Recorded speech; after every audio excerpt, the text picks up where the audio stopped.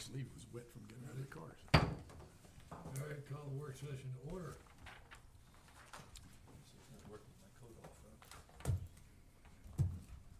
So, first thing would be the fire and EMS study status report. Good afternoon. We're here today, and when I say we're, John Harkness, County of Orange Fire and EMS. We have Chief Ronnie Johnson from the Gordonsville Fire Department, who is also the president of the Orange County Volunteer Fire Chiefs Association, and then Jack Kelly, chief of the Lake of the Woods Volunteer Rescue Squad, and Kelly Southers, chief of the Orange County Volunteer Rescue Squad. The purpose of our meeting here today is to get together and give you an update on the study that we received back in February. And what we're going to do is we're going to provide an overview of the 5 different areas of the study. Probably the easiest way for you guys to follow along today is we've provided copies of the study. And in your executive summary, pages 3 through 5, we'll hit each one of those different areas of the study. The first part of the study was the organizational development. And I'm going to briefly hit on this. This is a work in progress. One of the recommendations is to go ahead and have a combined fire and EMS organization instead of just strictly the Fire Chiefs Association. So what we're looking at doing is restructuring the volunteer fire chiefs to include the rescue squad. There's also a recommendation of a chief in the different reporting relationships. Currently, we're working together along with the county administrator to offer some suggestions down the road, but that's a work in progress.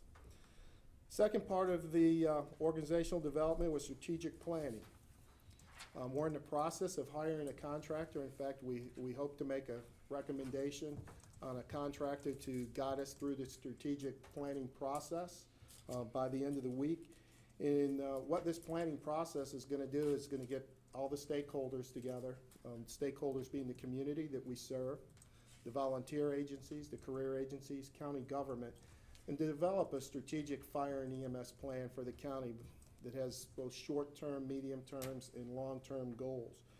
A lot of the recommendations that you find in the study will turn into action items, and what we'll be able to do there is identify a recommendation, develop an action item, what's the funding source, who's responsible for it, and develop a plan to implement the recommendations of the study. We'll be doing this sometime after the first of the year, and the reason we're waiting after the first of the year, most of the volunteer agencies are currently getting ready to have their elections for their new officers, and it would make sense to have the new leadership in place as we move forward with the strategic planning process. We're looking somewhere probably the January, February timeframe to begin this process.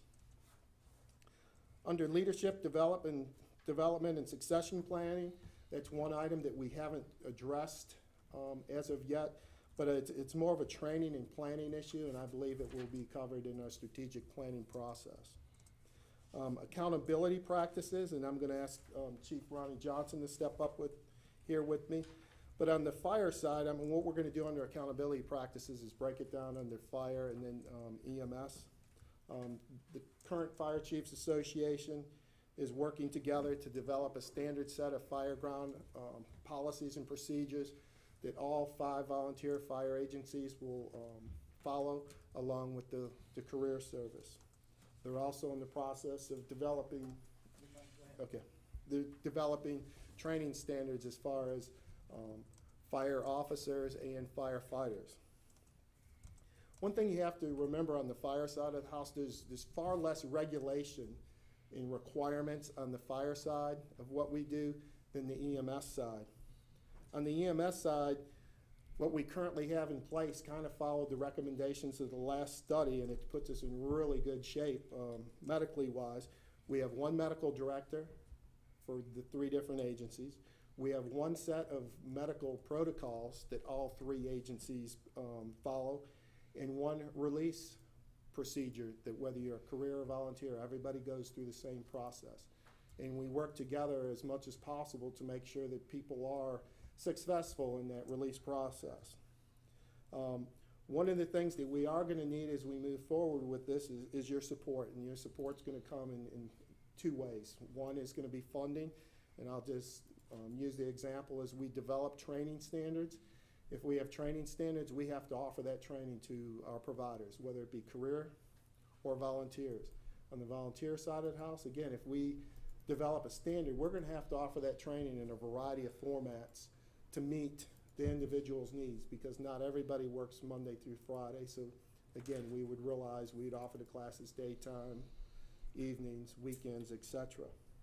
The other is accountability. As we move forward and we develop standards, hold us accountable and make sure that we're meeting the standards that we put in place.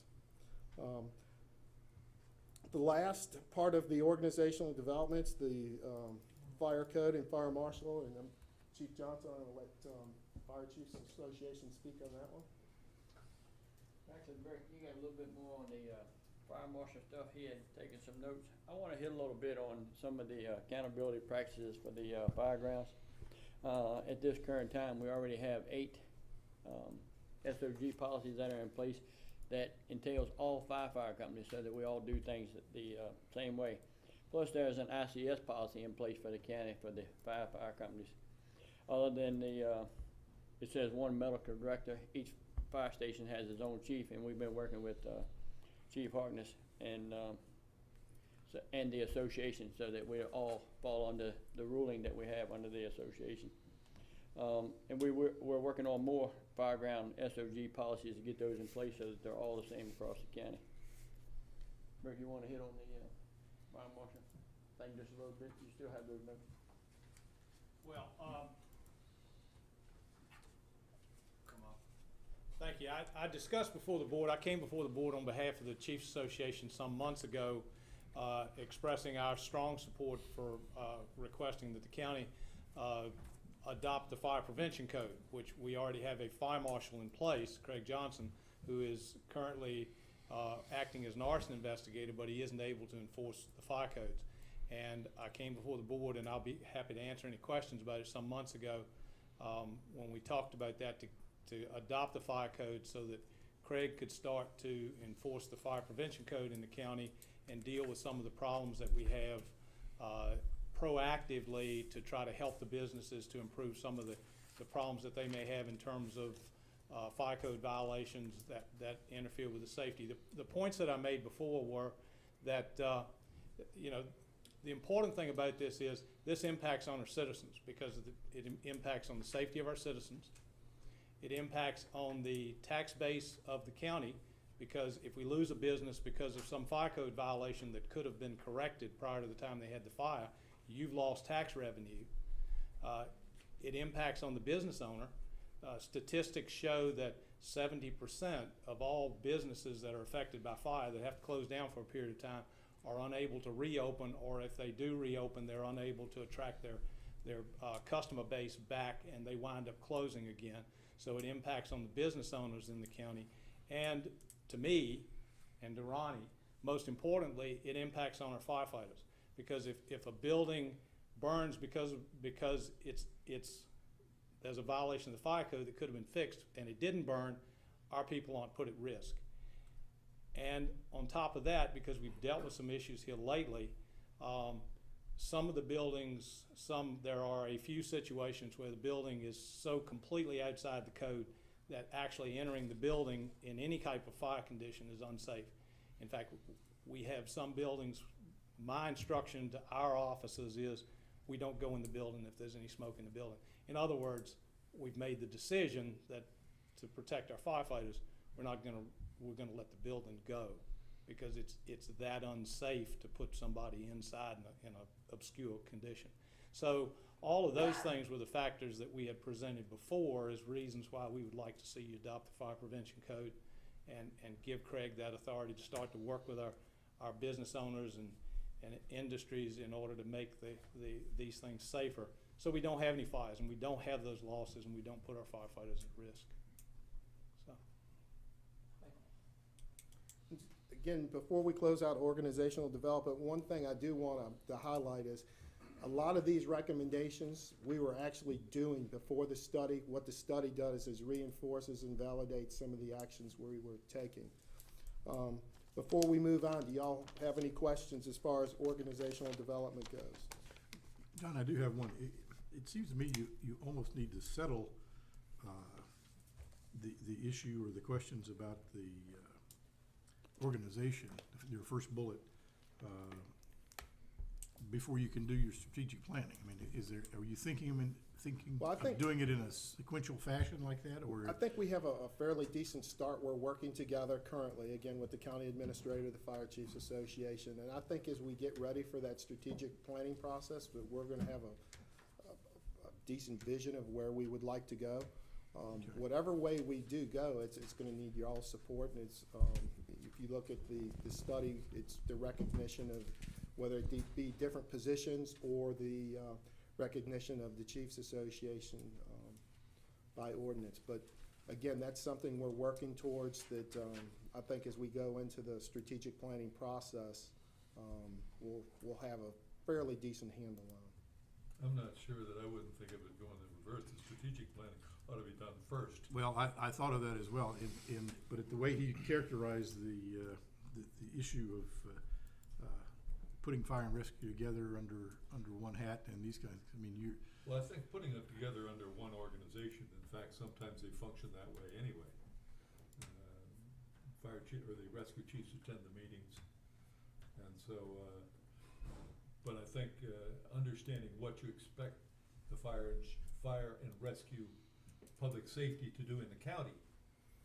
And once you know that, then it begins to define what the actual role of the Fire and Rescue Chiefs Association is. Where do they play? Who has decision authority over various aspects of what you want in providing service to the citizens. yeah, I mean, they're so closely linked, I agree that, I'm not sure you could decouple them. I don't think you can, In and a I real think as we way. move forward, it's gonna kind of bring everything together in a more natural format anyways. They really are moving forward with both of them at the same time in order to come up with the final draft. Well, what is the plan here today? This is a board work session. Are we gonna wait until John is through and then we're gonna discuss this, or where are we at on that?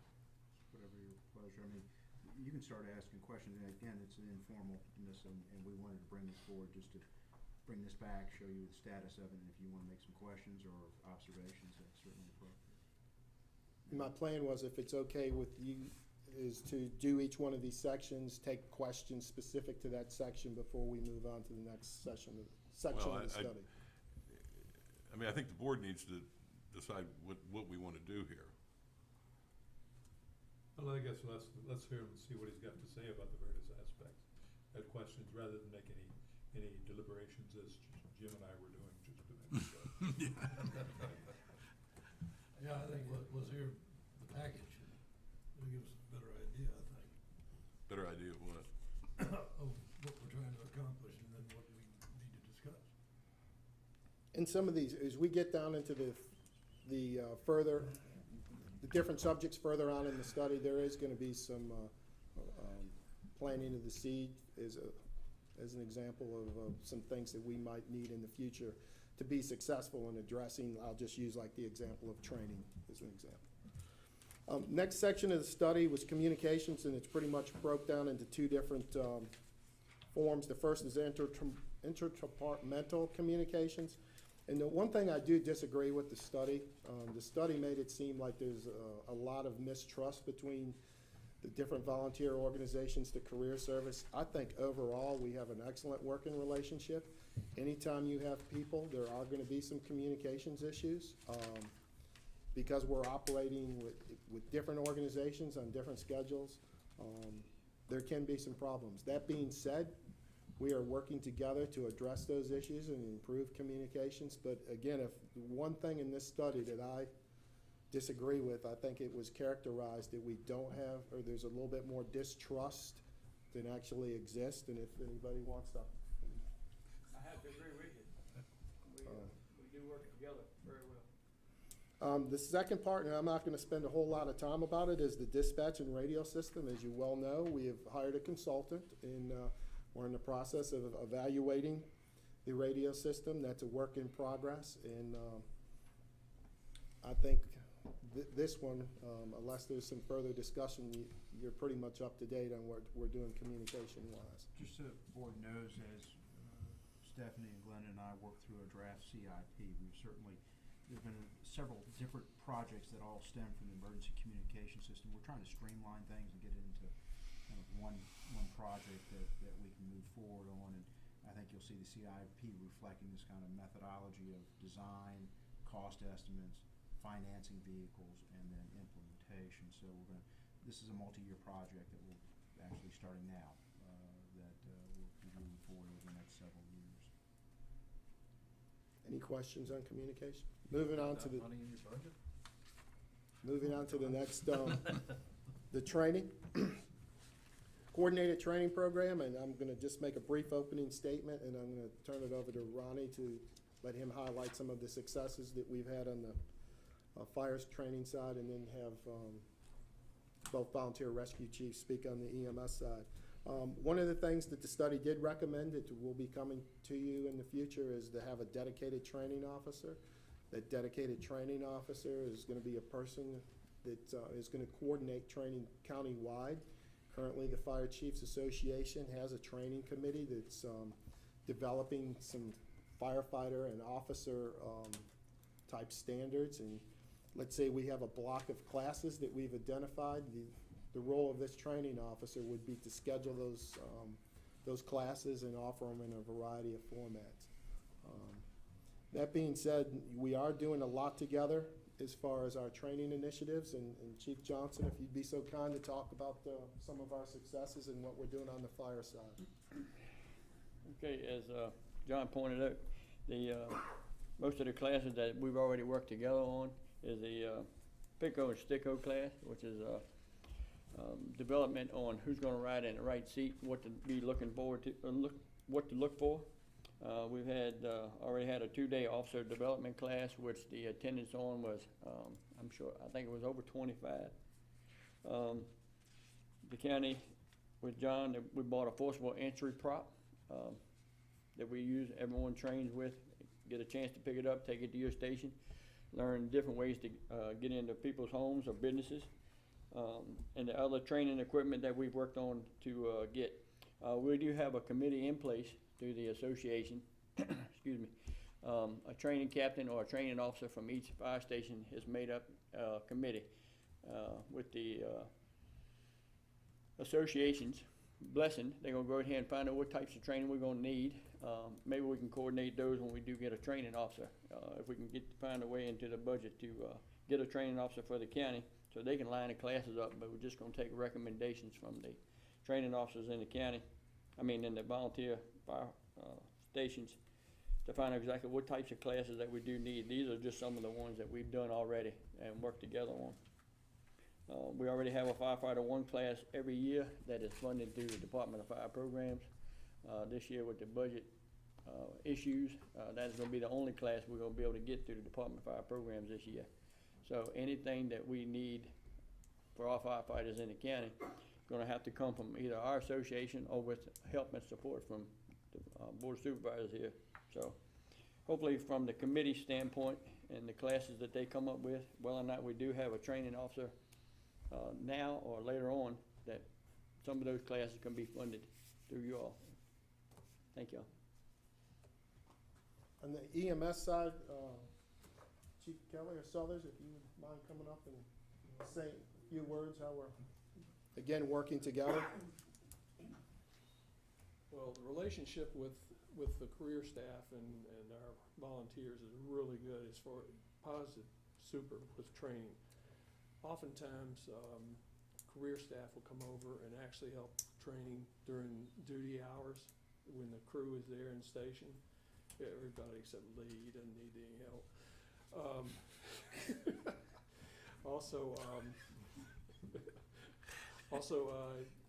We have had a situation where in the last few months or so, Assistant Chief Joyce has come down to our station on a regular basis, oftentimes 1, 2, or even three times a week at the most, and have worked with individual crews as far as training. And it's been very good training. It's very positive. We really appreciate it.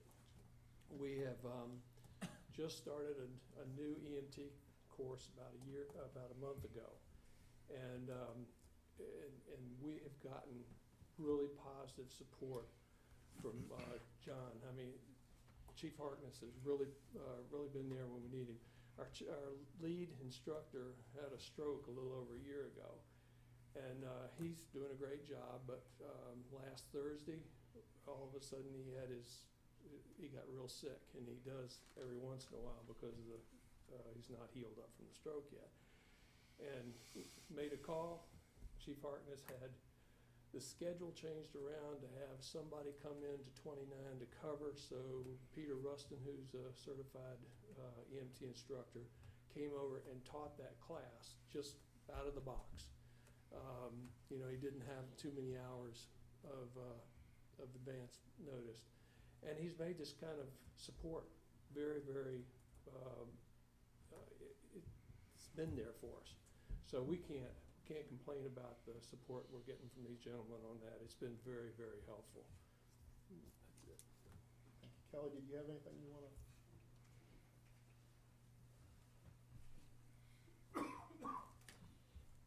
Just kind of reiterate what Jack was saying. The career department has been very helpful with our training also. We just started an EMT class 2 weeks ago, and before we started that, John and I met multiple times, and he offered, there were several instructors in the career staff to help with teaching the class, and I don't know how many, with the new EMT class, it's about 184 hours of class, and to do that as a volunteer and run duty and do everything else, it gets kind of burdensome to do that 2 nights a week, 3 hours. So we worked out where he's offering to have some of the instructors come in and help us out to cut down on having to volunteer. We have 2 instructors in the department, but still that's a lot of work to coordinate the class and teach it. So that's been real helpful. And Tom, unfortunately, can't get away from me because his office is right there, so I'm always constantly working with him. And when we have protocols changes and things like that, Tom's been real helpful in coming down and helping do those classes and continuing education classes. The EMT class is great. You have to get people certified, but then you have to keep them certified. So we're constantly doing continuing education classes on a where we do them bi-monthly, and then Tom does them also, and they're open to anyone in the county, fire and rescue, that needs the EMT or first responder training. So that's been working really good. This EMT class, I'm excited because we've got 5 people on our department that are in the class, and so I'm looking forward to getting those 5 people trained and moving forward here. So. Thank you. Just for the record, I got all the credit there, but Chief Joyce and his staff are the ones making it happen to get these guys the instructors they need. But there's a method to my madness of getting everybody up here. I want you to understand that we're making the best use of the money that you're providing to us for training. Training, especially, I'm going to use on the EMS side of the house. One of the best ways to develop and recruit new volunteers is through these EMT classes. Again, both volunteer rescue squads are currently providing EMT classes, but this is something that we need to do on a regular basis. It will require some funding in the future, but I believe it will be money well spent. As the fire chiefs begin to develop standards, whether it be for firefighters or fire officers, again, that's going to require some funding to put the training on. Some of the classes they mentioned are very easily put on. They're 2-day classes, can be put on in a variety of formats. But what they do is they give that firefighter or fireground officer the core competencies that they need to operate safely on the fire ground. But again, as we move forward, we are going to need some support. Hopefully fill that training officer's position, and then some additional funding to provide the training, because it's an investment in our people, but it's also a great recruitment and retention tool. Before we go on to budget and administration, any questions on training?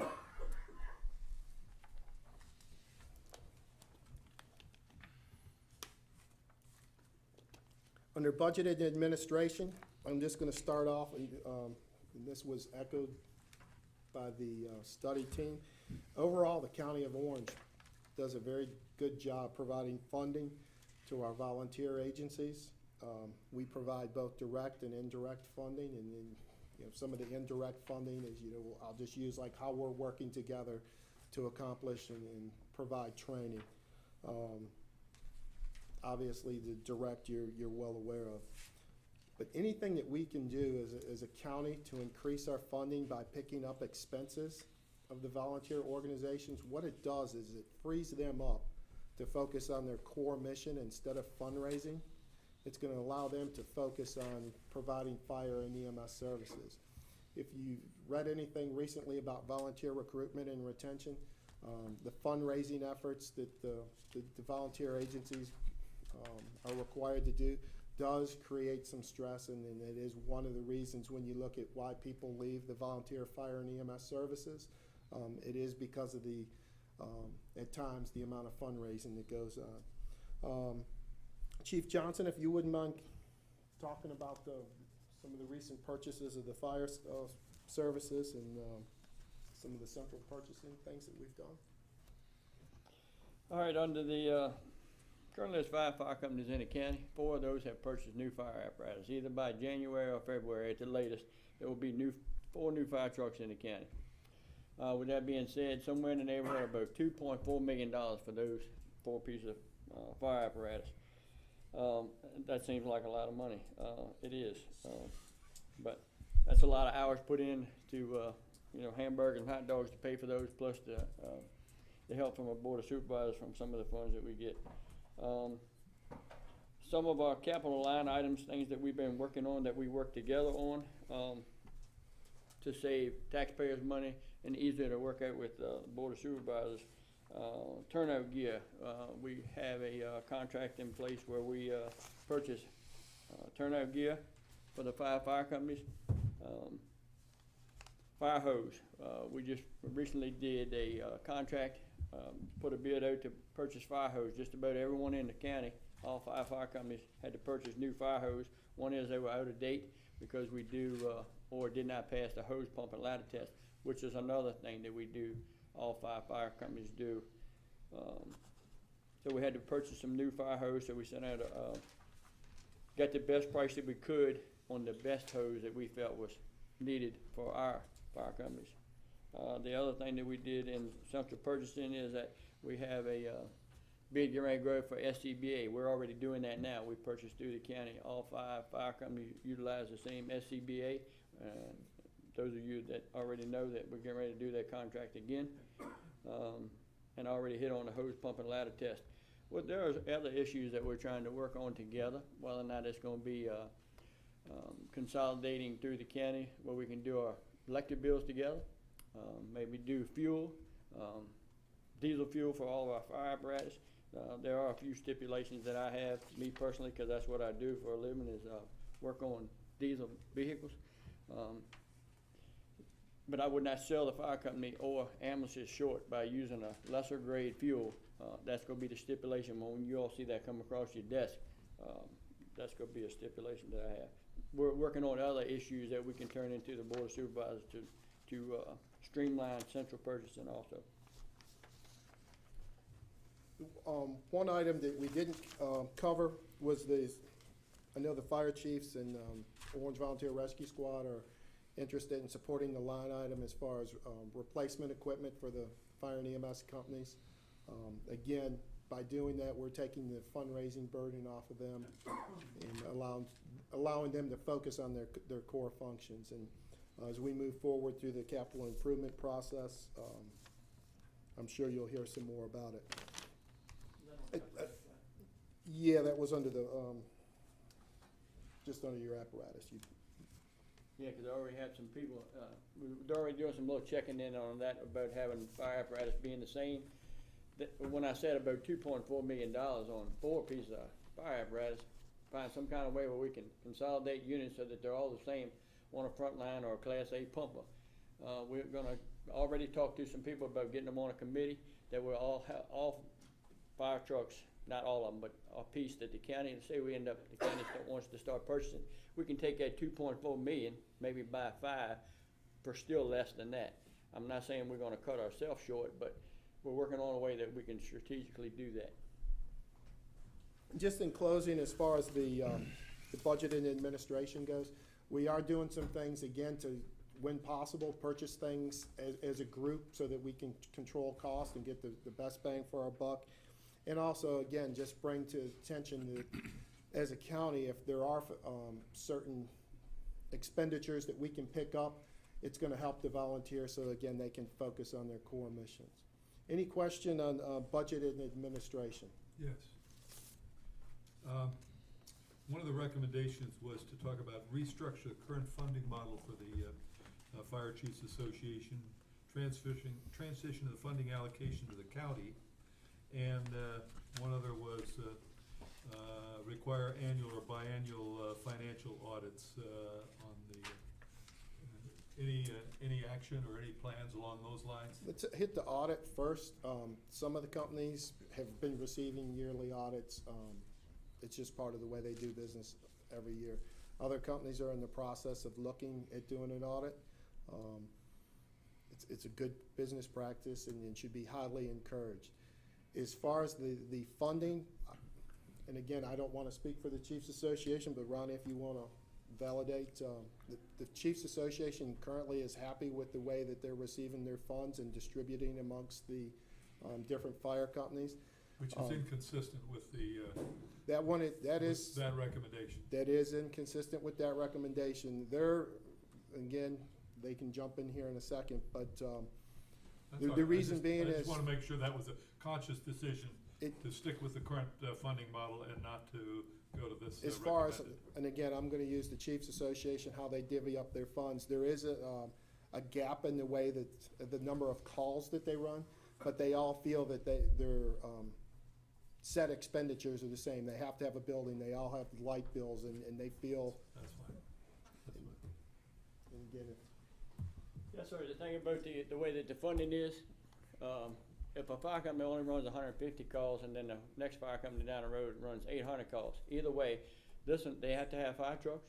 They should be equally balanced in the equipment that goes on. I just wanted That's to make right. sure that was a conscious decision Well- to stick with the current model, and I'm happy with it. Well, we've had that conversation with the other chiefs, and right now, we like the way that it is set up right now. That way it's equal across the board. Now, if we have someone that wishes to, buck the system, that we are gonna have some, what's the word I'm looking for? Some way to refrain from some of those funds if they don't wanna abide by the SOGs and stuff like that, but that's neither here nor there.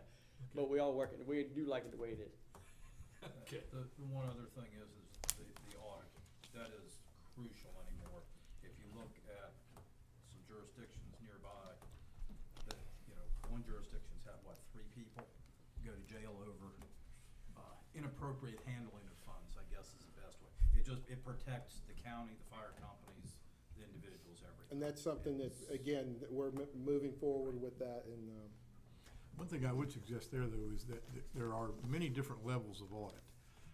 And at some level, they get very, very expensive, probably beyond what's necessary to, do the test that you're talking about there. So I would suggest that in moving forward with audits, or maybe even looking at the existing audits, let's pick the type of audit that best suits our needs, and no more, no less, because those that sell audit services would be happy to sell you anything you'll buy. Use up your And they entire make- budget on And audit. they make good money doing it, so just something to think about. I mean, it is not, either audit or no audit. Those are not the choices. Right. Now, we have, excuse me, go ahead. There may be opportunity, and I've seen this happen in other jurisdictions where the county, as a part of the contracted services for our auditors, provides just a financial review. It's not a full-blown audit of each one of the volunteer agencies that receive public dollars. We can get an economy of scale because we publicly procure these services. There are additional work for our auditors and things, and so that may be one approach we want to look at. But I agree that the level of audit, you can pay for what you want to, kind of thing, and we don't think I don't think we need that level of scrutiny. No, I mean, Just a protection audit more than anything. right, each unit doesn't need a fully certified bankable audit. Well, we have two fire companies in the county that have to do pretty much a full-blown audit because of they deal with the Department of Agriculture because they do bingo. Right, So they have IRS audits that they have to go in every quarter and every year, at the end of the year. Now, the remaining three of us, we have had a discussion because I have a lady that is a CPA in Louisa, and she has helped Louisa fire companies out. That was prior to the other incident. But anyway, so we have discussed it, and talking to her, that we do not, as being nonprofit organizations, have to do a full-blown audit. And, but we should have something in writing through the association, at least a minimum type of audit. Yeah, since we are using public monies, Yes, sir. we need to have some verification that they're being properly spent. Yes, sir. We may make note, I see Glenda's left, but we'll make note when we're preparing next year's budget to maybe look at what the cost would be to expand the scope of services for our auditors to include a financial review, which is kind of it's not all the way to an audit, but certainly I think might meet everybody's needs, and then maybe have that as part of the budget, proposed budget. Or you might need to fully audit certain functions like the bingo piece and things like that. Right, So if they're having that level of audit already done, then that substitutes for us having to do that level, for sure. And we can weigh the two versus the young lady I was talking about from Louisa, because I've talked to her. She's helped out a couple of 3 fire companies down there, and what is that, Edwards and Brown? Brown Edwards. Yeah, but anyway, we can find out what roughly it would be, see what the cost savings would be between them and the lady down there. And maybe get the other 3 fire companies on board, because the other 2, like I said, are already doing they have a program through the IRS. It's another central purchasing idea potentially. Exactly. that you- And the last, unless there's any question on the budget, is gonna be delivery of service. One of the recommendations on the delivery of service is to have a volunteer recruitment and retention officer. I believe the fire chiefs, the rescue squads in our organization, believes that would be a valuable position. That is not a full-time position, and again, as we go into the budget season, I believe that's a position that we could wrap in, tie together with another position. Just a reminder, we did finish up that recruitment and retention study that we were in. Probably the company that had the most success there was the Barbersville Volunteer Fire Department, who picked up a large amount of members. The other departments picked up a member or 2. It wasn't an overwhelming success. I just want to again reiterate on the EMT classes, especially on the EMS side of the house. That's how we get our volunteers to volunteer for your rescue squads, is offering those classes. Anything we can do funding-wise, which I've already hit on, again, it allows the agencies to focus on their core missions. Incentives, we currently have our tax vouchers. One of the things that we've talked about in the fire chiefs meeting is to make that a tiered system, so that the more hours you put in, you could theoretically bump up the amount of financial assistance for your taxes.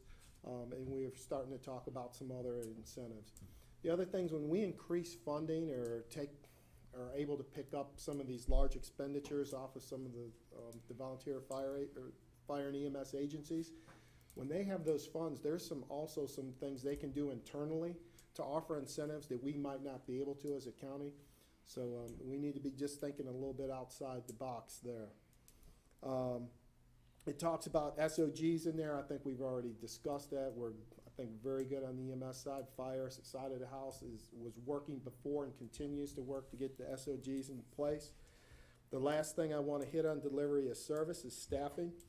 On the fire side of the house, the county service, we currently provide assistance to 3 volunteer fire companies, Lake of the Woods, Mine Run, and the Barbersville Volunteer Fire Department. I think the assistance we provide is of value, but the one thing I do need to bring to your attention, which I've brought before, is when we do provide assistance, we're losing 25% of our EMS resources for each one of the ambulances that responds to the fire call. And at times, we've had up to 3/4 of our resources, and they were needed at those incidents. But again, as we provide more assistance on the fire side of the house, there's cause and effect. On the EMS side of the house, the career and volunteers work together to staff 4 medic units a day throughout the county. One of the things as we go into budget season that we're gonna start talking about is we really do need to have a 5th unit. Due to the call volume at the eastern end of the county, the call volume here in the town of Orange, it would be beneficial to have a 5th unit on duty, because what ends up happening is if we lose 3/4 of our resources, then it could be Lake of the Woods going to Barbersville, or Barbersville to Lake of the Woods, or Barbersville being pulled out of Barbersville to cover town of Orange. So again, there's cause and effect, but I do believe as we go into the budget season, we have the justification to make a good case for bumping up to staffing 5 units a day versus 4. I've asked the 2 rescue captains to talk a little bit about what their staffing needs are and what they're able to provide. And again, we work together to provide, to get the most bang for our buck, because sometimes you might have a total career crew, a total volunteer crew, or a combination of such. So again, Kelly and Jack, if you wouldn't mind just letting the board know where we're at, where we're moving. Well, John asked me to speak on Lake of the Woods rescue staffing. And until several years ago, for decades, two and a half, 3 decades, we staffed 24 hours a day, 7 days a week, 365 days, Thanksgiving, Christmas, Easter, the whole works. We did it. But in the last several years, it's been declining. In fact, our normal membership used to be between 45 and 55 members most of the time. Last year, we had the largest amount of resignations. We lost more people than I can remember in the whole 23 years I've been here. It's been a little discouraging, but we've lost them to job pressures, people moving, injuries, family requirements. We even lost a valuable member to death to cancer. But now we only have 29 active running members, 29 where we normally had 45 or 55. And it's making it tough. But even with the reduced members we have, just to give you an idea, as far as Station 29 in emergency calls, the volunteers went out on 63% in June, 47% in July, 51% in August, and 71% in September. And quite frankly, with the numbers we've got, we're doing relatively well considering, and that's because a whole lot of people are doing a whole lot more just to make it all work for right now. I hope you indulge me for just a moment, but I came up, why is the decline in membership? And one of the things that I think is the economy and job pressures. We don't have the early retirees that used to be the backbone of our agency. We don't have the local business owners or employees that had the flexible time that came in and ran calls and let their staff run their business while they were gone. There's increased requirements now by the state and the local. It's just tougher to get the job done now. It's just a whole lot more requirements. Also, John already mentioned this, but our lifeblood has been our EMT courses. And we always had at least one EMT course every year. Pat Ivey was an instructor for a long time, then Barbara Larson was, and now we've lost both of them. So we haven't had an EMT course in 3 years. So this is starting in September. It's the first one we've had for a while. And that has hurt us considerably. But like I said, we've got one going now, and the career staff is being a big help in making that successful. We also have a decrease in volunteer commitment, and you may not like me saying this, but we have a decreased volunteer commitment because of the career staff. And I don't mean that really negative toward them, but I have heard it a number of times where a volunteer will say, well, why should I go? Well, they got a paid guy that'll do it. And that's one of the things we're fighting now. And as far as career staff's concerned, you know, we talked about everything they've done for us with training. Also, the most important thing, the positive of being a combination station with career, is that we have a more consistent, higher level of care now for our community than we really ever have. Even though before we had a whole lot of ALS providers, now it's even more so. So we do have better care because we partner up with the career people, and that's been an excellent. And they're knowledgeable, they're skilled, they're good teachers. They're very enjoyable to work with in practically all cases. You know, they're just good people. So that is a good system that we've got going right now. Now the negative to the career staff being there, and I go back to the attitude of commitment. You know, they just don't feel. There are some volunteers that just feel like, well, there's paid guys that'll do it, so why should I leave my family to go do it? And even I've felt that way. We used to before. I'd go out on more second calls and even third calls if I came in on one. But now I think, well, by the time I get to the station, if I'm listening, I'll know that 21's not out. So by the time I get to the station, maybe get somebody to run with me, Battlefield's going to be pulling in. 21's going to be pulling in either right before or after I get there. So, you know, it's just not worth going out. But that's good in a big sense too. Now that brings me to the point. Now in the past, there was a great deal of incentive and motivation for a volunteer to serve the community. Because in the past, if we didn't do it, it didn't get done and people could die. All right, now we got the career there. There's not as much of an incentive for people to serve. And that, I hope, with John, y'all will partner up and figure out how we can work with recruitment and retention, because we do need some incentives. Right now, I mean, it's nice to get $100 off of your taxes, and I'm not saying I would want this county to pay volunteers like Spotsylvania does.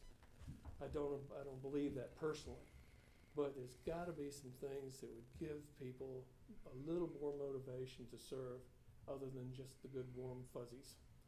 So anyhow, that's all I've got. Anything you would want? I'll close it out. Kelly, do you have something you want to say? Or? It's kind of hard to follow that. I wasn't quite as prepared. We're you know in basically in the same boat, but I mean we are holding our own, and we're trying to we are staffing more than we have. I'd say probably the last 6 months. We've staffed more nights, and we're continuing to work on that. But we're having the same problem. Just there aren't people out there. I was actually at an instructor update about 2 weeks ago, and the new EMT class that we're teaching now only has about a 50 to 60% pass rate on the initial test. And for some reason, and even the state doesn't know at this point because they're just identifying this, people are taking the test and then they're giving up and they're just walking off and saying, I'm not doing this. So, you know, we're kind of fighting, I guess, a culture of people that just don't have that commitment. They try it and it doesn't work out for them the first time, so they walk away. And how we get them to come back and you know, try it again, that the success rate goes up on the second and third attempts. And they have up to 3 attempts to get that certification, you know, even the state and the Office of EMS is kind of scratching their heads right now, trying to figure out why people are doing that and why they're not, why we're not really. It's a new program, but it's still the same thing. I mean, an EMT is an EMT. Been one for 34 years and had done a whole lot of different stuff. You know, we do some neat things now that we didn't do before, but the basic thing is there. I'm encouraged with we've got a couple people that are precepting now to become released that we can put out there on an ambulance and staff some additional nights. I've been working with John and standardizing our protocols and our release policy, so that if he's got an extra person and I've got one person, we can take those two people and put them together and have a combination truck. And I see that probably happening more in the future, as we get, people trained and everything. We've got, like I said, 5 people in the class that we just started. And right now, all indications are is those 5 people seem to be pretty well motivated. So, 5 doesn't sound like a lot, but, you pair those with other people, that's staffing another 2 or 3 nights pretty easily. Now, the disadvantage is we're looking at class doesn't end until March, and then you've got another 2 to 6 months of precepting time to get those people actually out there where they're hitting the streets and doing something. But we're working on it, and you just got to be patient, and we've got to work through the system. And I think if we continue to work like we've done in the past few years, I think since John's come on, we've really, and again, nothing against anybody else, but John's really, I think, taken the initiative to really, work with us and do, hey, what can we do to help you guys out, and what can we do to partner up and try to make the system more effective and more efficient. So, Thank you. I have a question for both rescue captains. I see a lot of young people coming to the classes, getting through their initial thing, but a lot of times they don't stay around very long. You think an incentive program, a stronger incentive program, would help some of these people in their early 20s and that maybe go off and do one of the commercial ambulance services? Do you think that we could hang on to some of those guys with that? I really don't know. I'm thinking it's probably worth trying, but I've had people in the last EMT class I did. I had people that went through the whole class, sat through the entire class, 100-some hours, and then didn't test. They just decided they didn't want to do it for whatever reason, and they spent all that time and effort on their own, and they just, for whatever reason, not because they were mad or upset or anything else, something changed and they decided they were going to do something different. I think it's certainly something worth looking into and seeing if it does. If it gets us, a 50% success rate, it's still better than where we are right now. I can speak for Leg of the Woods. Over the years, we've had probably 5 youthful members that really contributed to our agency over time, and they stayed around 3, 4, 5, 6 years. And then a lot of them use that as a springboard to go on to higher education, medicine, or whatever, which is great. I mean, if we can help develop these kids, that's great. But we've had a whole lot of young ones, especially recently, that we'll train them, put a whole lot of effort and money into them, and then they'll go work for Life Care. So that's the way it's been working lately. Okay. Just in closing on the delivery of service, as you see, there's some challenges, and we want you to be aware of those challenges. But I think the good news is we're working together, and with some assistance from y'all as far as, a recruitment and retention officer, some funding so that we can offer the training to develop people. I think that we stand a decent chance of succeeding in developing more volunteers. Just in closing, hopefully, unless there's any questions on the volunteer recruitment and retention, because we do have one other quick thing to go over. Any questions? If I make a suggestion, if the board, given 4 minutes now in order to go over these fees, it's not so pressing that we couldn't defer this until the next board. So I'm fine with that. And we're looking for direction. I'm not sure we couldn't cover these other 2 in discussion, depending on how our agenda works. We're fine with that. I can handle it if you got to go. if we would bring these back up as add the fees under a discussion item, we could certainly do that. If we've got, I think we'll have enough time. We're deferring the social services lease until the next meeting. We're unable to attend tonight. Okay.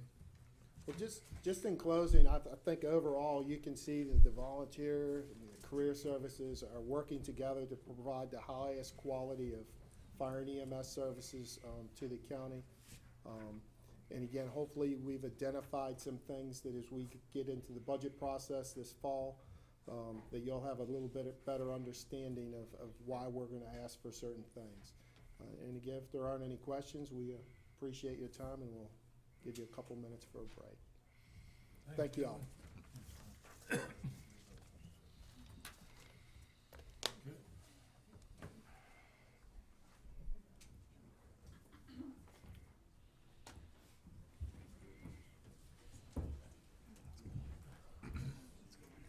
You don't have to wait, you can start now if you want, just FYI. Okay. You have the controls in hand. Call the meeting to order. If you would, join me in the Pledge of Allegiance.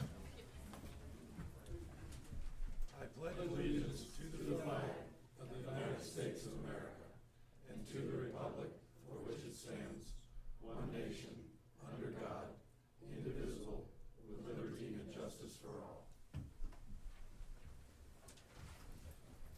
Lord, as a community, we are in need of wisdom to make right decisions, perseverance to build upon the hopes of the people, and patience because the pathways are not always clear. The difficult work of governing continues. Bless the leaders of this county as they tackle the ongoing issues challenging us. Amen. And Lord, 10 million wouldn't hurt either. That's right. Should we put that in the next one? Yeah. Okay, before we begin, are there any changes to the agenda? I know there's, of course, we're going to add the two items onto discussion from the work session.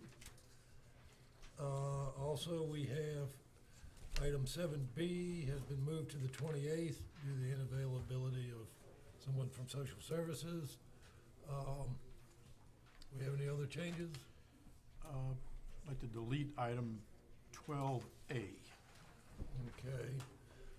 Are we deleting it, or are we, For tonight, we're gonna delete it. okay, so we'll move that to a later time. Any other changes? Move to approve as amended. Okay, Second. motion and a second. All in favor, say aye. Aye. Do want to mention before we start, I understand that should be some Boy Scouts here tonight working on a Cub Scouts. government. Cub Scouts. They're Cub Scouts? Okay, excuse me. Well, there'll be Cub Scouts here working on some sort of badge. So anyway, we'll be talking to them in between the time that we break for our closed meeting and actually go off. So next in, look for an approval on the consent agenda. So moved. Second. I have a motion and a second. All in favor, say aye. Aye. Motion carries 5-0. All right, we move on then to public appearances. And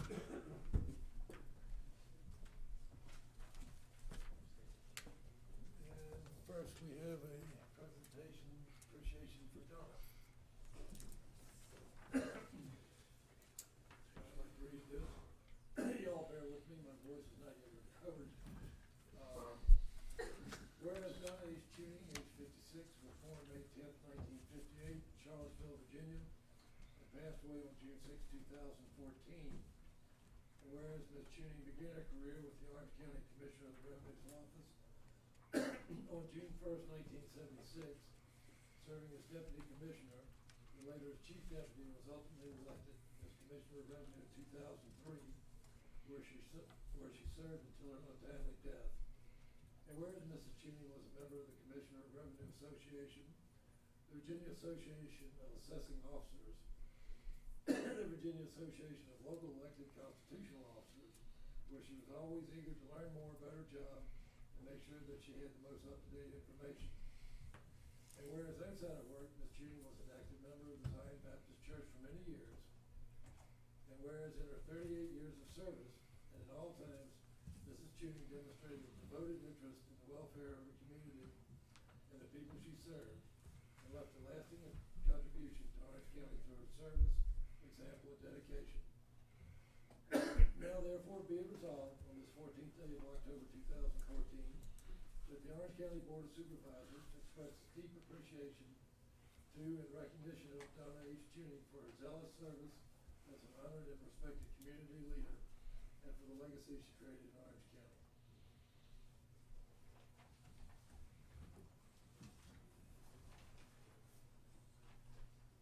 Thank you. Front over here.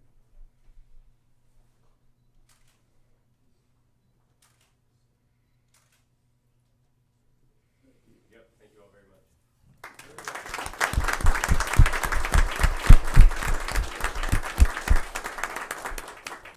Then we have employee of the quarter. Our fourth quarter employees of the quarter began working together as a team over 1 year ago. While they were tasked to complete a specific project, this project contains a wide range of elements, some general and some quite detailed. The dedication and unity of effort of these employees is remarkable. Even though there are often last-minute changes, their patience is great when needed, and the assignment is always completed and ready for showtime. The Route 3 Strategic Visioning Initiative and the preparation and organization of the Route 3 Steering Committee meetings would not be a success without these three individuals. All of the material for the Germanna Wilderness Area Plan to date has been drafted, reviewed, or edited by each of them. This work product demonstrates their professionalism and high standards of quality. In fact, that quality has been showed out in a meeting every 2 weeks that they've had to prepare for. It is with great pleasure, Mr. Chairman, that I present to you, to the board, our employees of the quarter: Greg Zodi, Planning and Zoning Director; Josh Frederick, Senior Planner; and Rose Deal, Senior Administrative Assistant.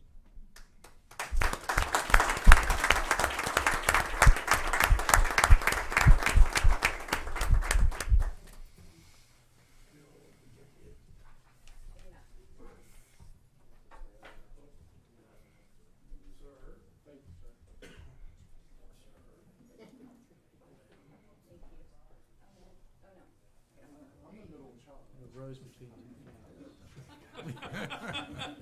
Literally. In the literal sense, Yeah, yes.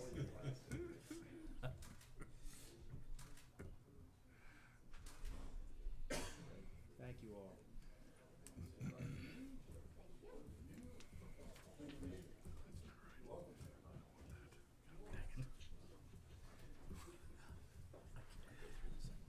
This makes it so much easier. And the service awards. All right, Mr. Chairman. Okay. Attending today is Donna Yenny, our voter registrar with 5 years of service.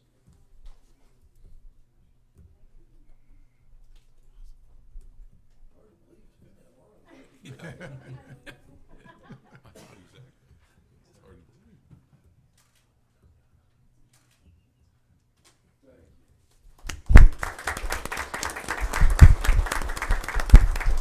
And then we also, not attending today, but also to be recognized is Christopher Locker, 5 years, the Orange County Sheriff's Office Deputy. I was told, okay, and then James Franklin Jr., 15 years as a firefighter medic, and Donna Sears, 10 years in the circuit clerk's office. And we'll make sure they get their recognition.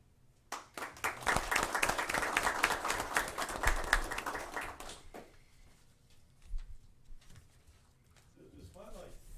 Let's hear about cake. Yes, I brought some cakes for everybody. My name's Teresa Addison. We opened Cake Me Away about almost 4 months ago. We offer cupcakes, muffins, cookies on a daily basis, and we do specialty cakes. I had a presentation, but it won't come up on the computer. So, we're located in Locust Grove Town Center, and it is on Route 20, about 3 miles from Route 3. Route 3. And we're open Tuesday through Saturday. Usually we're there 10 to 6, and on Saturdays until we're sold out. Are you in the original building or the new one? We're in the original. We're between El Monarca and the Hong Kong Chinese place. So they're in the second building. Yeah, there's a brand new one, and it's on down where the Dollar General is. Okay. And anyone can go to your Facebook page. You have a very Anyone. large Facebook presence. Yes, thank Yes. you. We do. We're doing pretty good on the Facebook. The comments have been really good. The name of your place, as I looked at it, made me smile. Good. It does me too. I'm Makes- we've had that for a couple years, and I'm glad we finally got to You use don't it. forget it. Exactly. Are you doing events as well as in the store? Tell me a little bit Right about now, we haven't done very many events. We do weddings. We're doing anniversary cakes, birthday cakes. We haven't gotten into too many events yet. With a name like that, you'll get there. That We name- hope so, yes. Excellent, very good. All right, we hope to see you guys. Thank you. Thank you. Thank you. And back to presentations. For the Liberty Ride.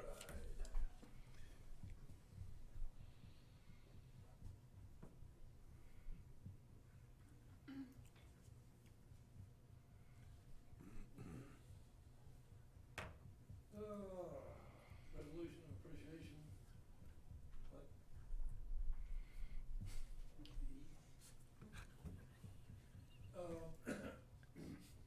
Organizers and property owners of the third annual Liberty Ride. Whereas Orange County Parks and Recreation recently held their third annual Liberty Ride on September 20th, 2014, and whereas the Liberty Ride was approximately an 8-mile horseback ride from James Madison's Montpelier to Grellen Nursery and back as part of James Madison's Montpelier annual Constitution Day celebration, and whereas the sponsors of the event were James Madison's Montpelier, Grellen Nursery, the Market at Grellen, Oakland Heights Fire, Virginia Horse Council, and the Orange County Parks and Recreation Foundation.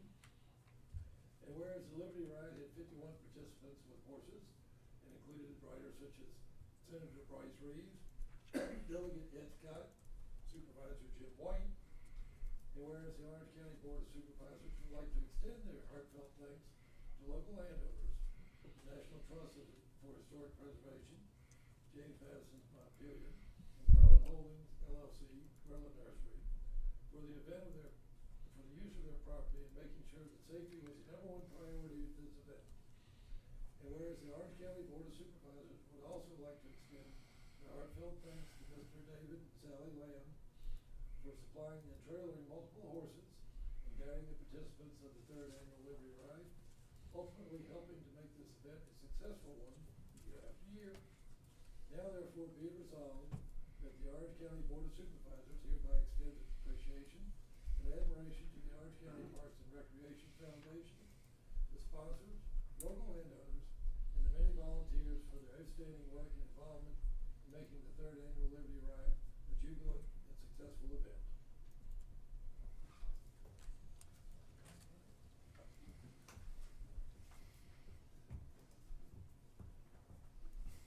Thank you, sir. Thank you, sir.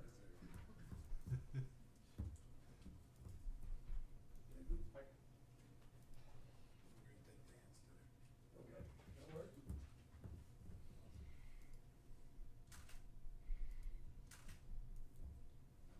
Thank you.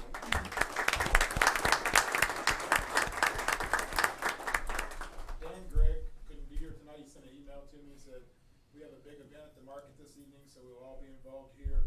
Please express to the county our sincere gratitude for choosing Grellen as the destination for the Liberty Ride. We are excited to be part of the event and hope to be able to participate again in future years. Thanks, Tim.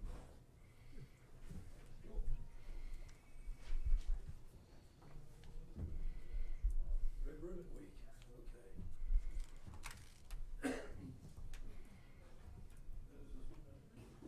Okay, how are you, sir? Proclamation to recognize Red Ribbon Week and the Young Marines Program in Orange County. By virtue of the authority vested in the Orange County Board of Supervisors, we hereby declare the week of October 23rd, 2014 through October 31st, 2014 as Red Ribbon Week in Orange County, Virginia. Whereas the Young Marines is a drug demand reduction program sponsored by the Marine Corps League, membership is for children ages 8 through 18 or through completion of high school. And whereas the Young Marines model its program after Marine Corps values of honor, courage, and commitment by focusing on teaching youth to live a drug-free lifestyle and teaching ideals such as leadership, teamwork, and discipline. And whereas the local branch of the Young Marines are named after Lance Corporal Caleb John Powers, a Marine from Fredericksburg who participated in the program and was killed in action in Iraq. And whereas the Lance Corporal Caleb John Powers Young Marine participates in and promotes the National Red Ribbon Campaign. And whereas each year the Young Marines sponsor a National Red Ribbon Week that gives individuals the opportunity to wear a red ribbon signifying their opposition to illegal drug use. And whereas the National Red Ribbon Campaign will be celebrated in every community in America during Red Ribbon Week, October 23rd to 31st. And whereas business, government, parents, law enforcement, media, medical institutions, religious institutions, schools, senior citizens, service organizations, and youth will demonstrate their commitment to healthy, drug-free lifestyles by wearing and displaying red ribbons during this week-long campaign. And now therefore be it proclaimed by the Orange County Board of Supervisors on this 14th day of October 2014, that it be and does hereby recognize and commend the Lance Corporal Caleb John Powers Young Marines and his commitment to live a drug-free life and participation in Red Ribbon Week. Thank you, sir.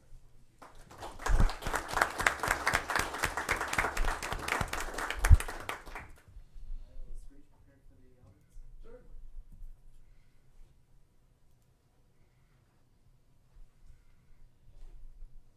Hello, Mr. Chairman, Vice Chairman, Board of Supervisors, ladies and gentlemen. My name is Young Marine Lance Corporal Joshua Cruz, and I am here on behalf of the Lance Corporal Caleb Powers Young Marines Unit. Our unit greatly appreciates this proclamation given to us. Your support helps us spread the importance of drug demand reduction during Red Ribbon Week. Last year, we reached to over 3,500 people, and this year, we wish to reach 4,500. We also wish to earn the Enrique Kiki Camareno Award, which is awarded to a young Marine unit which reaches the most people and makes the biggest impact. The award is in memory of Enrique Camarena, who was a DEA agent in the 1980s. Unfortunately, he was captured by a Mexican drug cartel, tortured and murdered in 1985. His death inspired millions of people to honor him, and his family and friends started Red Ribbon Week in his honor, and very soon the entire United States was practicing Red Ribbon Week. The Young Marines remembers his commitment to this effort with an annual award. We wish to honor his memory and reach out to the most people. We will be spreading the word through many ways. On October 18th and November 1st, we will be participating in the Stamp Out Bullying and Family Fun Day at Spotsylvania Town Center. Our unit will be speaking at a number of schools, but this year we are leaving everything up to our young Marines. They will be responsible for spreading the word in their daily lives. This proclamation shows the county's and city's support for our cause. We appreciate your help, and we hope that the County of Orange will support us in the many years to come. Thank you. Thank you.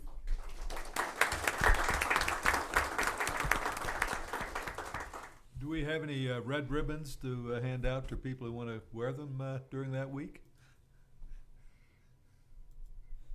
Can we get them? I will ask the unit commander about that. All right. Okay.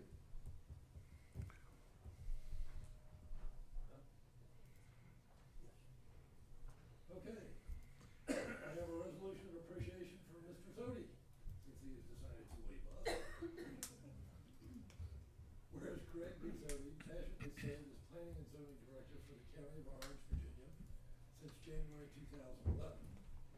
And whereas during his tenure, Mr. Zodi served on numerous boards, committees, and commissions, including the Orange County Planning Commission, Secretary, the Orange County Board of Zoning Appeals, Secretary, the Route 3 Steering Committee, support staff, and was a member of the Rappahannock-Rappahannock Regional Commission's Rural Transportation Committee. And whereas Mr. Zodi coordinated and assisted with various development projects, such as the programs with the Virginia Department of Transportation, cleanup efforts throughout the county, and proposed Montpelier Trails project, stormwater management regulations, and various economic development efforts, and volunteered his personal time at the Orange County Animal Shelter. And whereas over the last several years, Mr. Zodi has maintained dedication in his role as Secretary of the Planning Commission, organizing and attending many meetings, drafting and presenting numerous text amendments to improve the Orange County Code of Ordinance and serving as liaison between applicants and the planning commission. And whereas Mr. Zodi worked tirelessly and faithfully throughout 2012 and 13 to complete the updated Orange County Comprehensive Plan, a process that required precise and detailed work on wordings, statistics, definitions, and maps, while keeping the best interests of the Board of Supervisors, Planning Commission, stakeholders, and the public in mind. And whereas working with a team of other staff, Mr. Zodi has also been an invaluable and integral part of drafting and developing the Germanna Wilderness Area Plan and the working documents that led up to the implementation of the Route 3 Strategic Visioning Initiative. And whereas Mr. Zodi's expertise, knowledge, and insight have served the county and its citizens well in his time spent here, and the board is confident that he will be successful in his career going forward, now therefore be it resolved on this 14th day of October 2014 that the Orange County Board of Supervisors hereby extends its appreciation, gratitude, and admiration to Greg B. Zodi for his dedication in his role as Planning and Zoning Director for the County of Orange, Virginia. And be it further resolved that the Orange County Board of Supervisors hereby congratulates Mr. Zodi on furthering his career in local government and wishes him well in the next endeavor. Thank you very much. You're welcome, sir.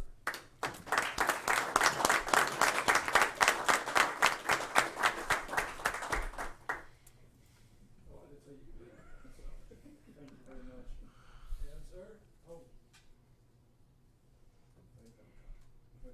Thank you. It's been an honor. It's been fun.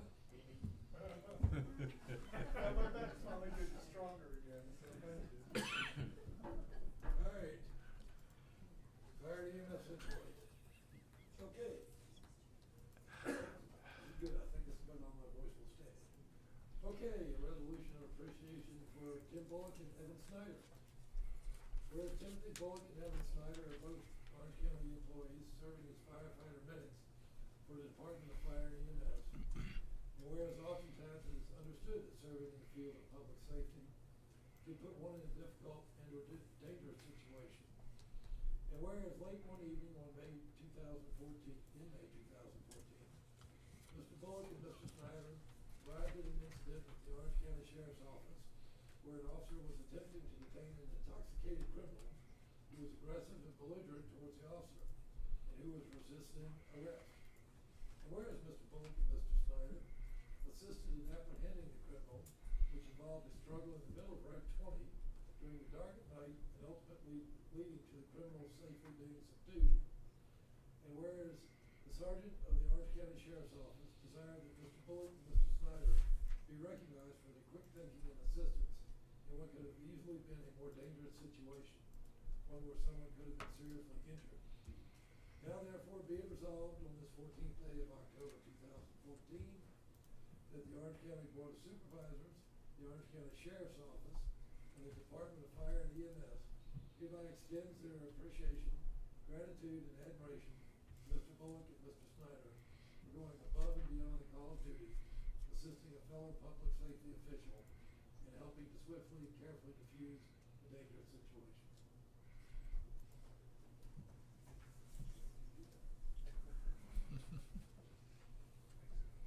Thank you all. I appreciate it.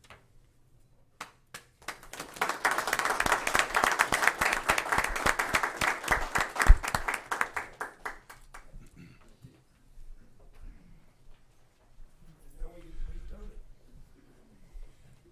Mr. Chairman, I believe that Orange County Cub Scout Pack 14 has arrived, and as you mentioned earlier, they will be observing us, so we need to watch our behavior.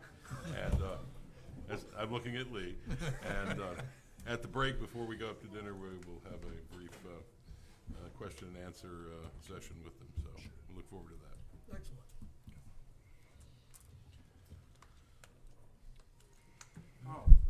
Mr. Chairman. Introduce. Yes. He looks lonely out there. Tommy, if you could come up. Don't forget me now. Mr. Chairman, members of the borough, as you know, I'm pleased to introduce Tommy Miller as our Director of Economic Development. He joined us about a week ago, and as I have shared with you all, has hit the ground running and is moving and met with his chairman of the EDA this afternoon. So I think that was hopefully a productive conversation with Winston. So welcome to introduce Tommy Miller. Welcome aboard. Welcome. Good to see you again, sir. Likewise, looking forward to working with all of you as well. And if you got $10 million laying around, not above asking any of them, so. Right now, he's obviously pleased to work with us. We'll see what happens in a year. So. That's right. Well, we heard earlier during the work session on the expense side of the ledger with public safety and their needs. Mr. Miller represents the revenue side of the ledger. You guys need to work together. Chief Harkness wants to I talk was with gonna you. say, don't hang around John too much, because you'll be having to raise a whole lot more revenue. Pleasure. Thank you. Okay. Next, we would have public comment. Is anybody signed up, Allison? No, sir. Okay. That case, we'll move on to board comment. Anything, gentlemen? Mr. Chairman, I actually have two that I'd like to, if you'll indulge me for a moment. I'd like to revisit two things that we talked about earlier. One is the Liberty Ride. I did participate this year, and what a remarkable reflection on Orange County. The sky was absolutely perfect. I don't know if I ever saw a cloud, but if I did, it was a small one. It was probably the best advertisement we could have done for the county in terms of the weather. It was beautiful, but the setting actually surpassed that. It was something to ride around the oval in front of the mansion as the opening ceremonies were taking place.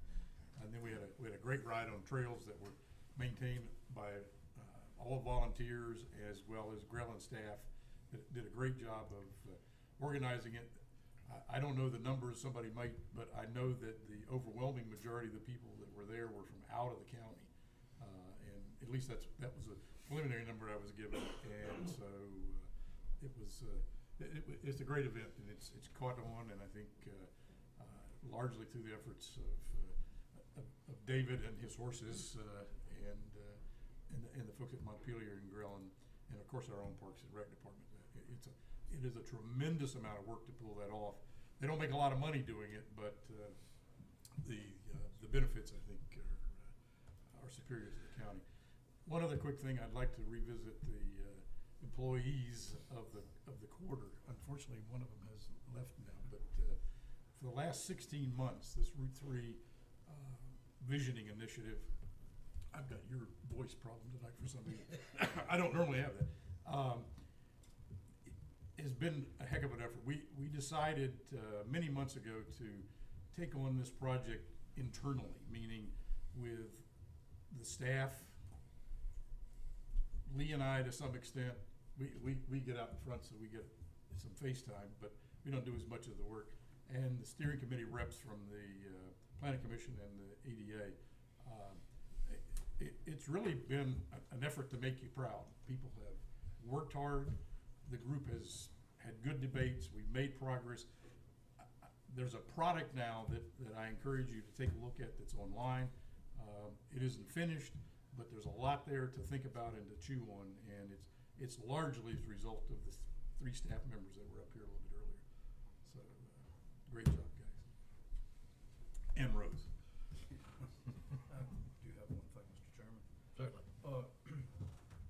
We heard fire and rescue, career, volunteer, combination, everything talking to us earlier. They all seem to get nervous though, because when they have a fire at 11 o'clock, midnight, 1 o'clock in the morning, and a board member shows up, all of them look at me and say, "What are you doing here?" They're all working together. When the tones go off, they have a unified system where they work together and do a phenomenal job for the citizens of this county.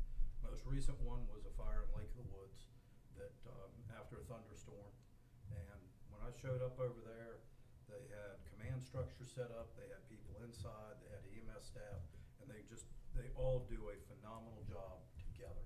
And that's something we definitely need to remember, is that working together, they can't be surpassed. Well, I think as a general rule, we can say we have a very good staff, be it EMS in here or whatever function. I think we've done well by the citizens in Orange. And anything we ask of them, we get back and done in a timely fashion. I'm quite proud of the staff we have. I'd reflect that same thing along the EMS side. Okay, I have one thing I'd like to add, although we have one more meeting beforehand. The ODA will be sponsoring the Halloween trick or treat once again on the 31st in town, which if no one's come to it, it is unbelievable. There are thousands and thousands of kids terrorizing Main Street in their little outfits, and we're all out there handing out candy like no tomorrow. I pity the parents later because we hand out lots of candy. But I just want to point out for those who don't know, you should stop by and see it because it's really, really a trip. It's great. And if you know anybody with children that wasn't coming, tell them please come and just stop by and have a good time. It's really a lot of fun. I even got to hand out some candy last year when I stopped up. So, okay. With that being done, we'll move on to the action items. First is change in position control for Orange Elementary childcare. Alicia.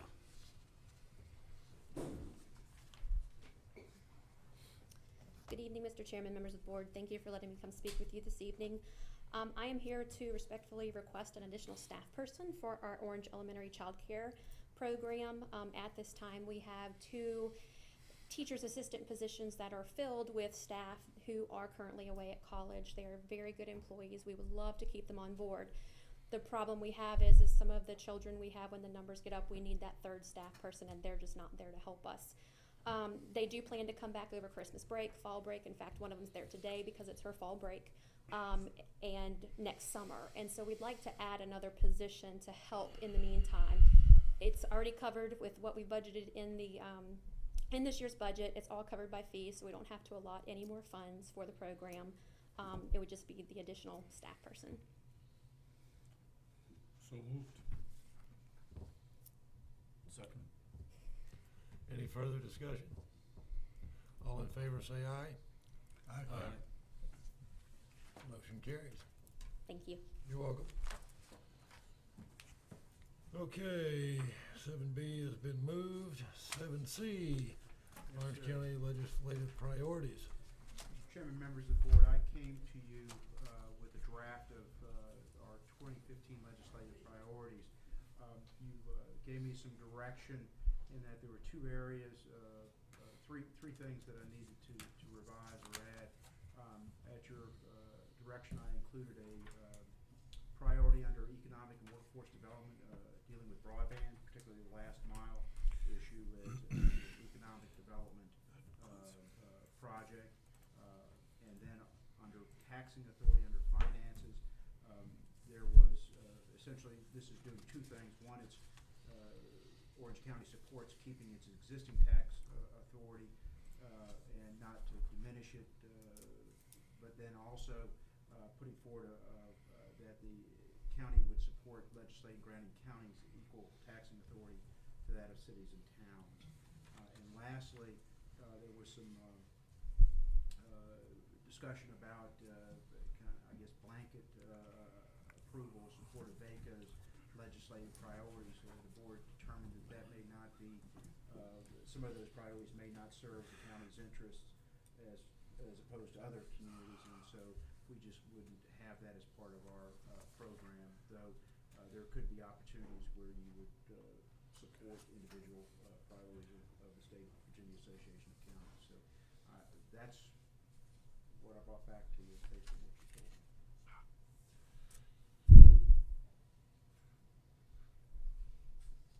Yeah, I'm glad we've mentioned public education under broadband. Yes, that was one thing we were going to make sure of.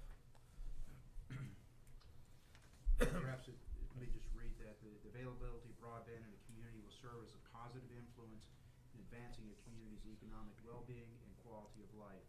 Orange County supports the Commonwealth in continuing its efforts to promote public-private partnerships which can deploy universal, affordable access to broadband in underserved and rural areas. These efforts should focus on economic incentives, budgetary appropriations, and statutory public safety, public education, economic and workforce development, and telemedicine.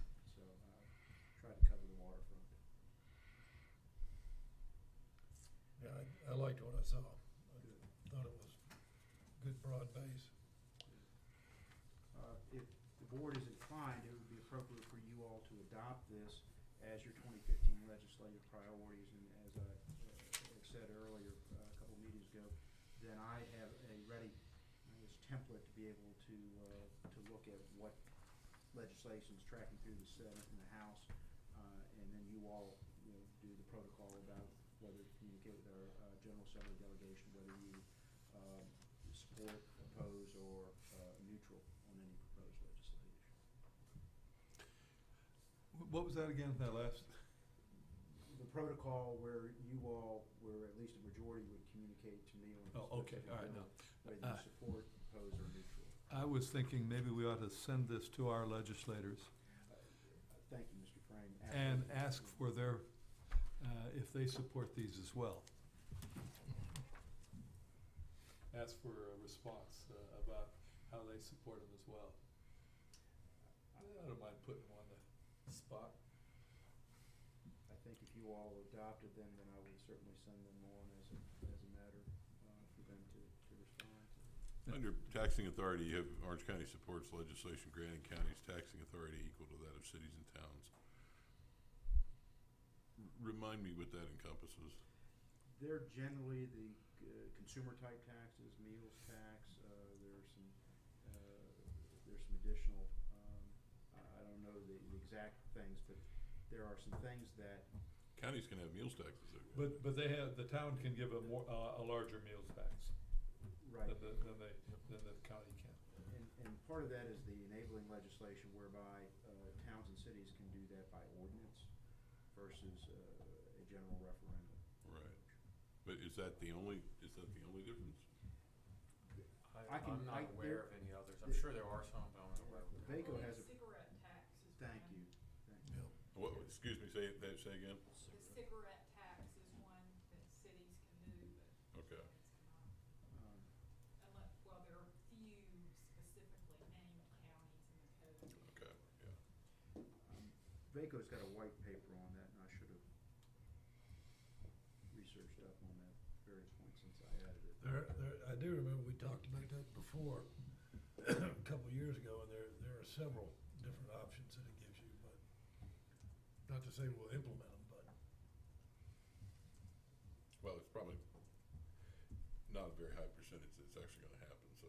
No. I think to worry about too great, but I was I mean, curious. if they do authorize it, we still have to go through the process of implementing it ourselves, and then we've got that question to deal with. Yes, we certainly would. But I think the underlying is that under Virginia's local government, state government, is that cities and towns are treated a little bit differently than counties. In a hierarchy with cities and towns having more flexible, or at least giving the governing body a little bit more deference in what it does to raise revenues, to expend revenues. And I think counties have gotten, and this was at a time when counties weren't providing the depth and breadth of services as they do now on par with cities and towns. And this is just trying to give us all kind of an equal footing as far as how we raise revenues and expend those revenues. Yeah, the only thing that I saw that, and I was reminded because of the recent VDOT 6-year plan meetings and so forth, I guess I'll put it as a question, should we not call out under the first sentence, under the primary and secondary road funding, in addition to construction and maintenance, addressing specific safety issues? We have probably in this county more either lane additions or signaling or, these kind of things than anything else. And, I'd almost, especially if we're gonna try to get a reaction out of our representatives, I'd like to focus their attention on some of these safety issues. We're certainly not gonna get new construction money. We've seen that in the 6-year plan. Maintenance is a different budget that, we get a little bit here and there, but I'm particularly interested in the safety question. Absolutely. I think that's a different pot of money. It is. It is totally separate. I don't know enough about it to give you the words, but it seems. I remember when they were getting ready to put the light at the intersection, up there at Locust Grove Center. They had a guy out there doing the count, and some lady pulled out and got killed. And so they had to withdraw because the count was all screwed up. And they came back and did the count again. And they based putting the light on there, not on the safety, even though a woman was killed in front of them, but on the traffic count. I mean, it was just sort of I guess they didn't have enough people die or something, but it was sort of an interesting phenomenon. Yeah. I mean, safety, I think, is probably included in the broader statements. It's just a question, is it worth pointing that out? And I don't know, have we ever had situations where we've gone in and said this meets the safety criteria that they don't fund it? I got the impression that if it meets their safety criteria, that it gets pretty well funded. Well, it might be a year or two later. I mean, I could give you one now, that the northbound 522 left turn lane at 20 and 522 is a tragedy waiting to happen. I can tell you from personal experience many times. Does that meet their traffic? They said it does, yeah. And they're not funding it yet. We're not funding it, and it's more than just the left turn lane, it's the realignment of Village Road. It meets all their criteria, absolutely, but they're just not. But it's not funded. Okay, maybe we ought to throw this in there. I would suggest, and certainly along Mr. White's lines, typically safety improvements will go to the head of the line. Problem is, being at the head of the line doesn't guarantee funding within 10 years. It's still a long line. It's still a long line. Well, we could say something that the funding should be increased to cover all safety items. I mean, we've talked about increased funding, but at least not only for construction and maintenance, but at least to ensure that all safety items can be funded, something to that extent. I would suggest if I could insert existing state revenues, the second sentence, existing state revenue sources for local transportation needs, particularly safety improvements, are no longer adequate to meet the county's current and future transportation needs. That's fine. That works for me. I can add that. Then I'll move to approve. As amended. As amended. I'll second. Motion is second. Any further discussion? All in favor say aye. Aye. Motion carries 5-0. I'll send this on to Delegate Scott and Senator Reeves. And ask for their comments, or ask for their position on it. Their support. Yes, that would be most appropriate, their support. Thank them in advance for their support. That's right. Yeah. I'll anticipate. Tell them David will put him on a wild horse next year for that. That's right. All right. Bull. Remember that? They saw our I must tell you a transportation funny system. story. I was walking with Bryce toward the trailer that had the horses in it David brought, and I said, "You know the name of your horse?" And he says, "No." I said, "It's going to be Lightning." And he looked at me. He's from Texas apparently, so he's ridden a lot. We got there. You remember the name of his horse? Lightning. Pure coincidence. I told my grandson the joke about that just a little bit earlier. That's the reason I thought about it. But sure enough, they put him on a horse named Lightning. Okay, move on then to 7D, the appointment of zoning administrator and subdivision agent. Once again, sir.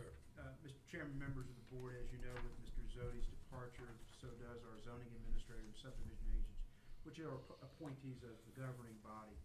My recommendation after consulting with Mr. Frederick and the county attorney is that I be appointed as the zoning administrator with Mr. Frederick as my alternate in my absence, and then the same but switch where he's the zoning subdivision agent and then me as the alternate. On processing this, we've talked with the county attorney and myself, we're going to become as adjunct staff to the planning and zoning department from the planning commission standpoint, but also in the current planning activities of zoning permits and subdivision work. As far as subdivision work, Josh will certainly prepare and review plats, and then at point prior to signature, I think the county attorney will at least have another set of eyes on it so that we have some internal controls in place. So that's my recommendation. You realize that when Greg gets down to Bedford, he's gonna tell everybody that it took 2 people to replace him.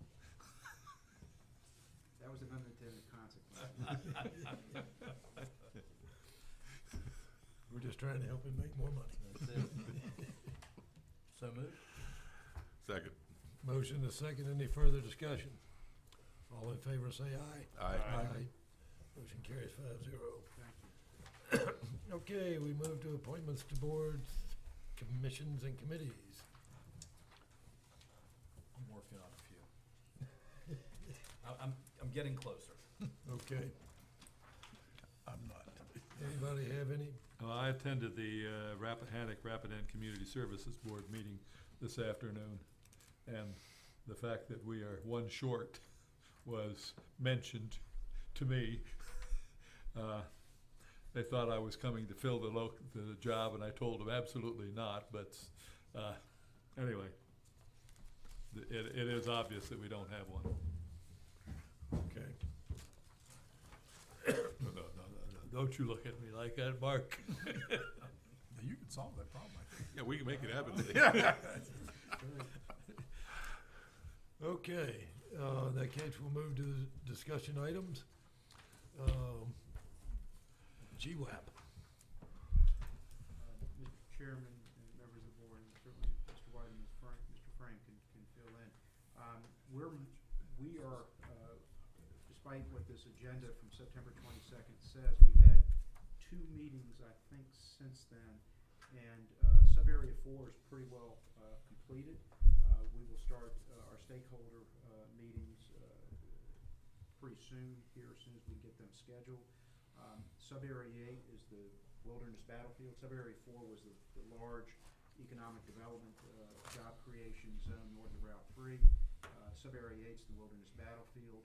I think everybody at the last meeting that this was done was comfortable with how the overall objective is to keep everything the same there, and maybe look at a relocated Route 20 to give some unity to that property and actually create a real asset to the county and to that area of the county. We are finishing up areas 6 and 7, which are the western part of the growth area, and I think before too long, as Mr. White referenced, we will have a completed working draft of this document. Then the next steps will be to hold a town hall meeting and briefing at the Locust Grove Middle School, certainly advertised and publicly announced, where we'll brief everybody that would come about the plan, and then receive comment and kind of kick off this comment period the steering committee has planned to conduct. Once that's done, then it's going to the planning commission. I know the planning commission is eager to receive the working document because they've seen the bits and pieces like you all have over the course of these last months. So I think we're on a trajectory that we should be moving along through the steering committee, public comment, and then the planning commission, and then eventually the review. I was asked one day this week, I guess, must have been yesterday, whether we plan on another joint meeting of the planning commission, EDA, and board in order to sort of hit the high points of the document once all 8 sub-areas are finished. And I hadn't thought about doing that, but we agreed some time ago in a meeting to have those sessions periodically, and I think they've been productive. Yeah, I think it was quarterly. They've been productive. So something to consider at least as to when's the right time to do that. Probably wouldn't hurt to get that group up to speed sooner rather than later, before a town hall meeting or those kind of things. Before the town hall? Well, I don't know. That's really the question. I'm thinking that getting the town hall meeting and starting to get some public feedback on it might be useful because there might be some changes. I'm not sure it makes a lot of difference either way, but I'd like to start seeing some feedback since the steering group is pretty much made all the exhausted. No, it's not so much exhausted. The fact is that it's come out of the steering group is what's here, Right. and that's 6 people plus staff, and would really like to have a little bit more input, one way or the other. Picking up on Mr.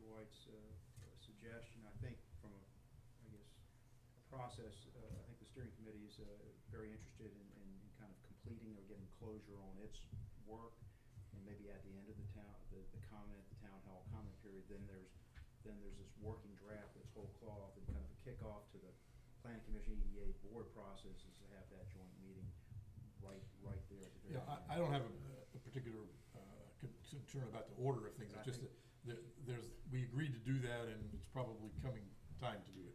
The EDA doesn't have a formal process like the planning commission does, so it's probably a good time to do that with them as well. I agree. I think that's the perfect timing, but maybe getting the steering committee through its work, and then and the steering committee actually present the document to these three bodies.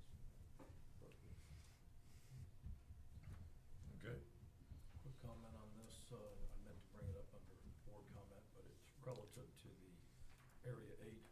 The Chamber of Commerce, in conjunction with Friends of the Wilderness Battlefield, is hosting a mixer Thursday evening from 5:30 to 7:30. And anyone that has not been to that section of the battlefield, the house will be open, be able to walk through the house as well as the grounds. And Friends of the Wilderness Battlefield invited anyone that desires to come down, Tommy, to come down and see It's at the Elwood Elwood Manor. House, yes. So, Okay. State budget update. Yes, sir. Members of the board, I have good news and good news on the state budget front. What I presented to you all was some informal information. Just to recap, the state's biennial budget, there is a significant multi-billion-dollar shortfall over the biennium. That's this fiscal year, next fiscal year. Preliminary information said that this county's receipts from state funding, particularly for constitutional officers and some of our courts and some of our other functions, was going to be reduced. We did not know what that sum was. I had heard 3%. I received some informal information from my colleagues in this planning district, the other county administrators, and it was understood that it would be 1.5% effective January 1st, which works out to an annualized rate of 3%. So my early on indication wasn't too far off. What the Director of Finance has prepared for you all is a chart that uses this same scenario, the same scenario we had with state funding with cuts in FY 2013, and what would that look like if we applied 1.5% reduction for the last 6 months of our fiscal year, our last 2 quarters. It's about $51,000, $52,000. So that's kind of the working numbers that we have. We have not received any other information. I did receive, and maybe some of you all received, a press release from the governor this afternoon saying that the state September general fund revenue increased by 5.3% from the previous year, with all major sources contributing to the increase. And I'm quoting from the press release. On a fiscal year-to-date basis, total revenue collections rose by 6.7%, well ahead of the revised annual forecast of 2.9%. Just to give a little context to that. Budget revenues, prepared a budget on some number, say 5% revenue growth. They had to come in and start reducing that revenue forecast twice. That's what then precipitated the cuts that we would feel on a local level. They're now coming back and saying, gee, it looks like we're getting annualized growth of 6.7%, not the 2.9%. I don't know how that's all going to shake it. I do know a number of economists that say 1 month or 2 months does not make a trend, so I'm cautious. The other point that I want to bring up on this before I stop is the main drivers, according to the governor's press release, are individual income tax. That's a good sign because of wages. The corporate income tax, that's business activity, that's gross receipts, that's a good thing. And sales tax, which is a consumer-driven tax, that's a confidence revenue forecast. So they seem to be kind of income and sales tax, which are good indicators of a recovering economy. And if if you recall, Virginia is slowest out of all the major states to come out of the recession. That's my report, other than, I'm not going to bring this back unless I have more breaking news, unless you all want. Okay. We still got a couple minutes. Next would be the fees for use of fire and EMS staffing. I will make this brief, and because what we are here tonight for is to seek some guidance from the board. What we're looking at proposing is charging fees for ambulances when they stand by at events. Many of these events, they have a requirement to have a dedicated EMS unit. I'll just use like the Montpelier races as an example. Most of these places that are going to require an ambulance to stand by, that's part of their cost of doing business, and other localities routinely charge for those services. The reason we would charge for those services is because we don't have enough units on duty. We would have to hire overtime back to backfill those positions to be able to staff the ambulance that would be dedicated to that event. Currently, the Orange Sheriff's Department, when they provide security to certain events, they do charge the event, and again, they are reimbursed for their funds. What we're looking for is, again, for some guidance so that we have a fair, consistent policy that is applied equally to everybody. Right now, there's about 6 to 8 events that require an ambulance that we staff. There are a lot of other events that will provide a unit. Some of the 5Ks, for an example, will provide a unit that stands by that if they're available. That's not optimal, but again, the purpose tonight is to get some guidance from the board.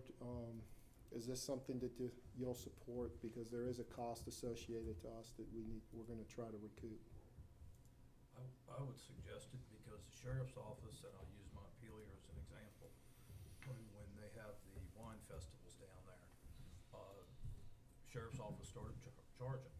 And what they have done since then is gone with private security companies, which has freed up the county services.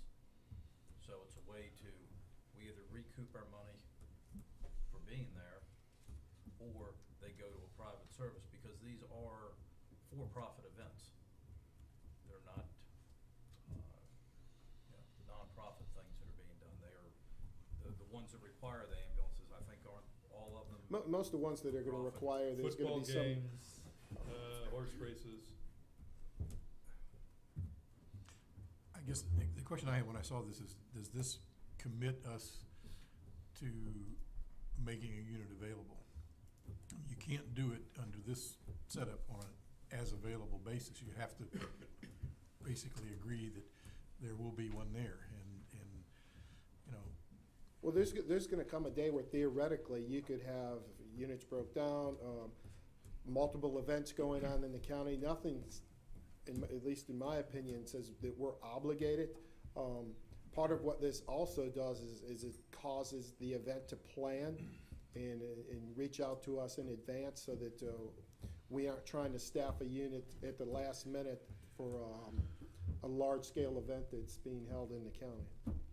Lake of the Woods has been going down to Woodbury Forest and some of the other places, and the races at Bull Run, and we get reimbursed. We get a couple hundred, probably can undercut your prices.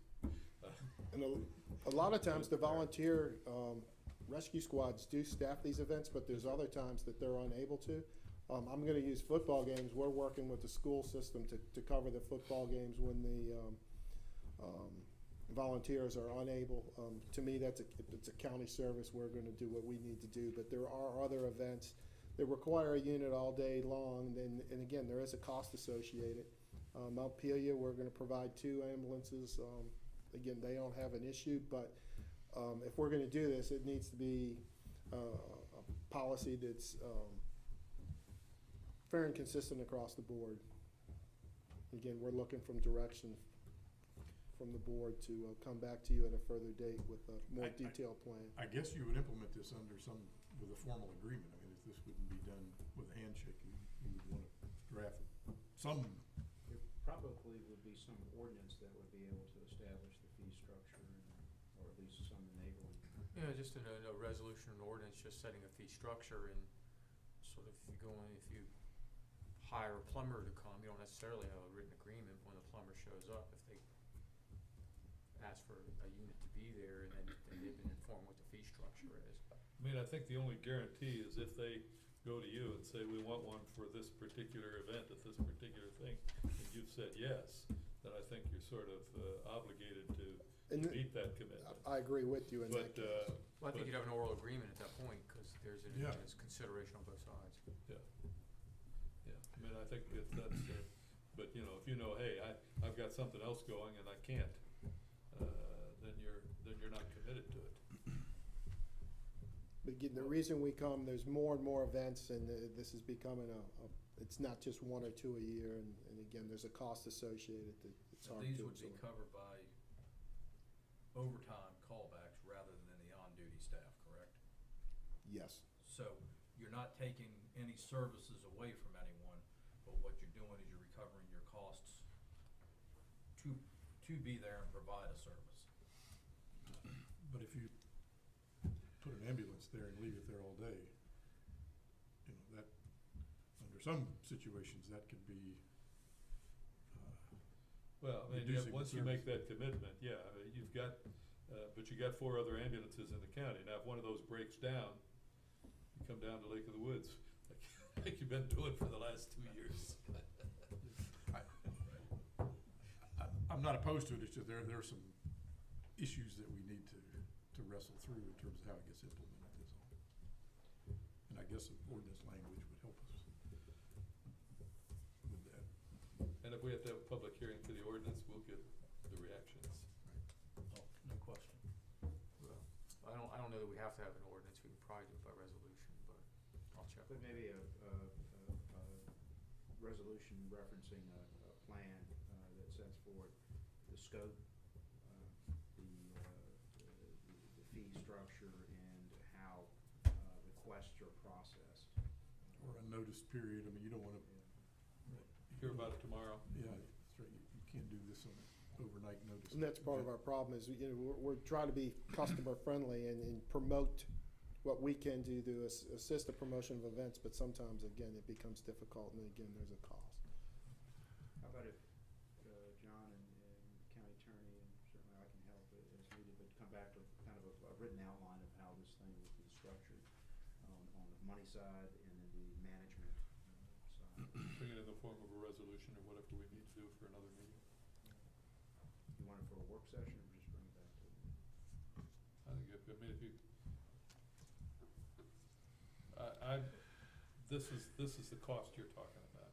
This is That's the what it costs you. approximate cost, and again, what we can do is draft up, you know, again, some policies, procedures, how it would be implemented. And just bring it for an action for, I agree, I don't think another we meeting. don't need to hash it over if we don't agree on it. I agree.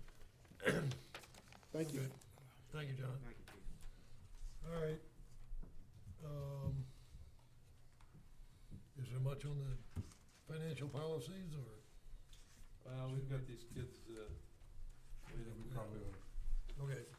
Just on the, talk to Mr. Johnson and Mr. White, and I think we're going to reconvene with Finance Director and myself, get these and talk some more, there's still some more draft work. If it's all right with the board, I'd like to remove them from the work session agenda, and then we'll bring them back when they're ready, which should probably be next several meetings. Okay. All right. any tough issues as we're going through this? No, we're still where we were when we talked to you at the last meeting, so that's why there's nothing to report today. Okay. All right. All right, in that case, read the magic word, sir. Alrighty, whereas the Board of Supervisors of Orange County desires to discuss in closed meeting the following matters.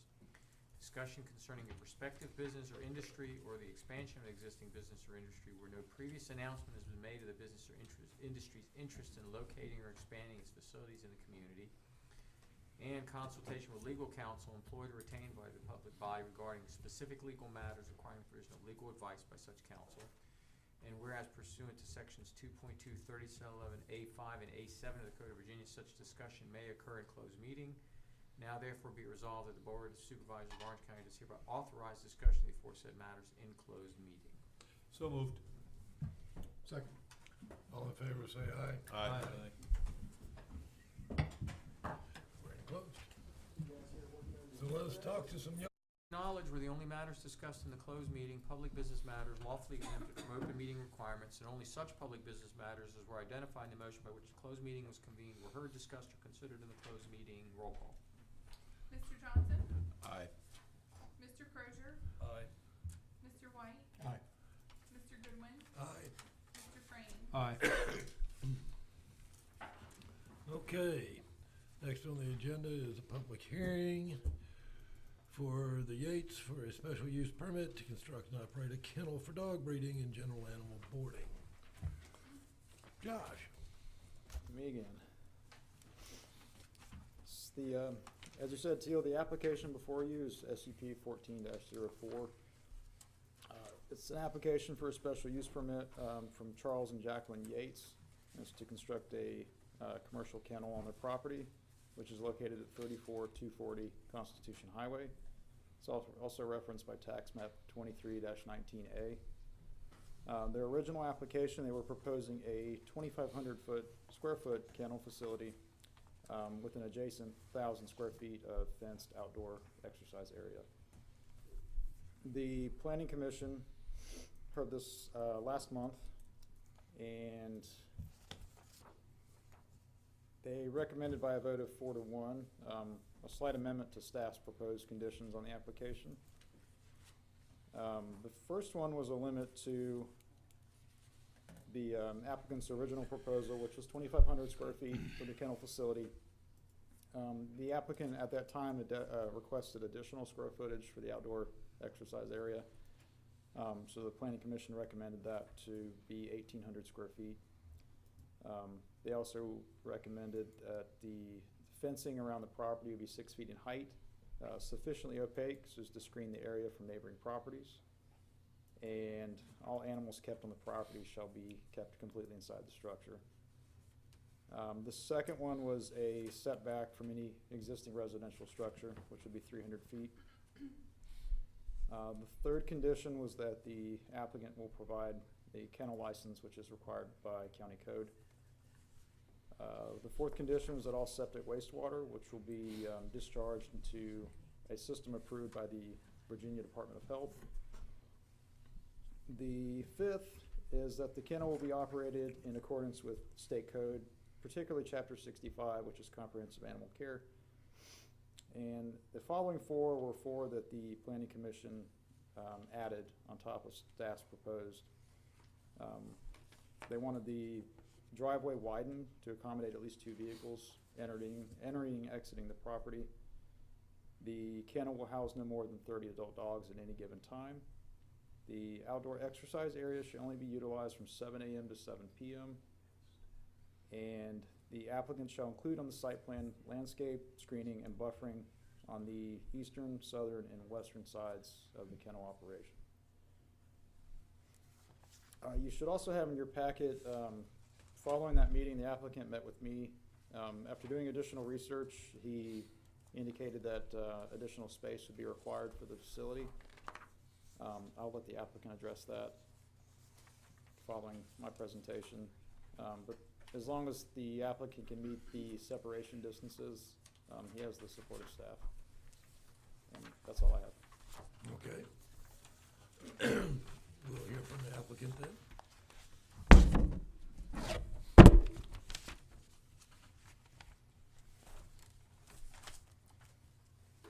Good evening, gentlemen. I'm Charles Yates, the applicant for the kennel on the property on Route 20. It would be a combination of breeding and a normal kennel operation. The gentleman at the Planning Commission hearing suggested that I show the Planning Commission the dogs, because they're bulldogs, and I want to be sure that nobody thinks that they're, if you would, that we're talking about pit bulls or anything like that. We're talking about the flat-nosed English bulldogs, and looking in terms of 2 litters a year.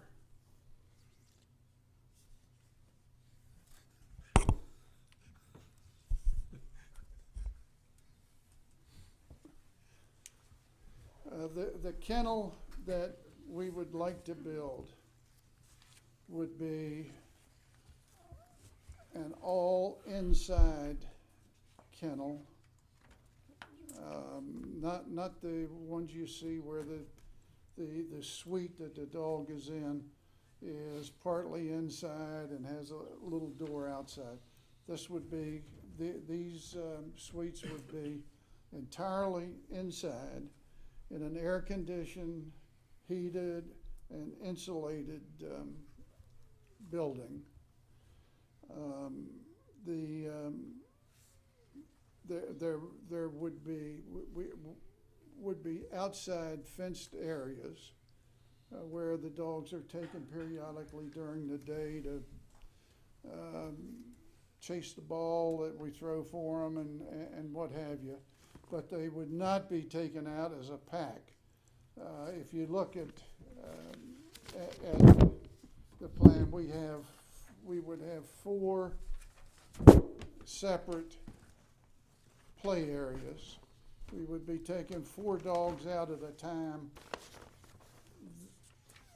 There could be cases where people bring 2 dogs and they want them together in the same suite, and the 2 would be taken out as kind of as one into a play area, but there would not be a whole group of dogs out at any one time. They all each be in their own play area. The play areas will be pea gravel, which makes the picking up of the waste easy and sanitary, because you're picking up the gravel under it too. I can't say that there will never be a dog outside barking. I mean, it's bound to happen, but the other kennel owners tell us that if you put them in a decent sized area by themselves, that barking is very minimal.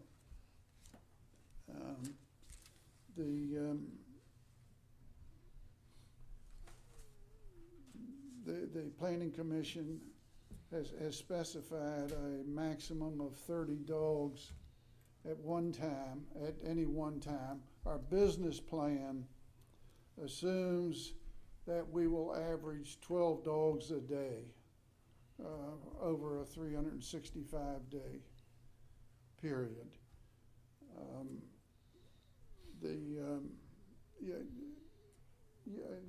You were given a plot, and the circles that you see on there were done by the Welford engineering firm, and the circles define a radius of 300 feet from all of the surrounding houses.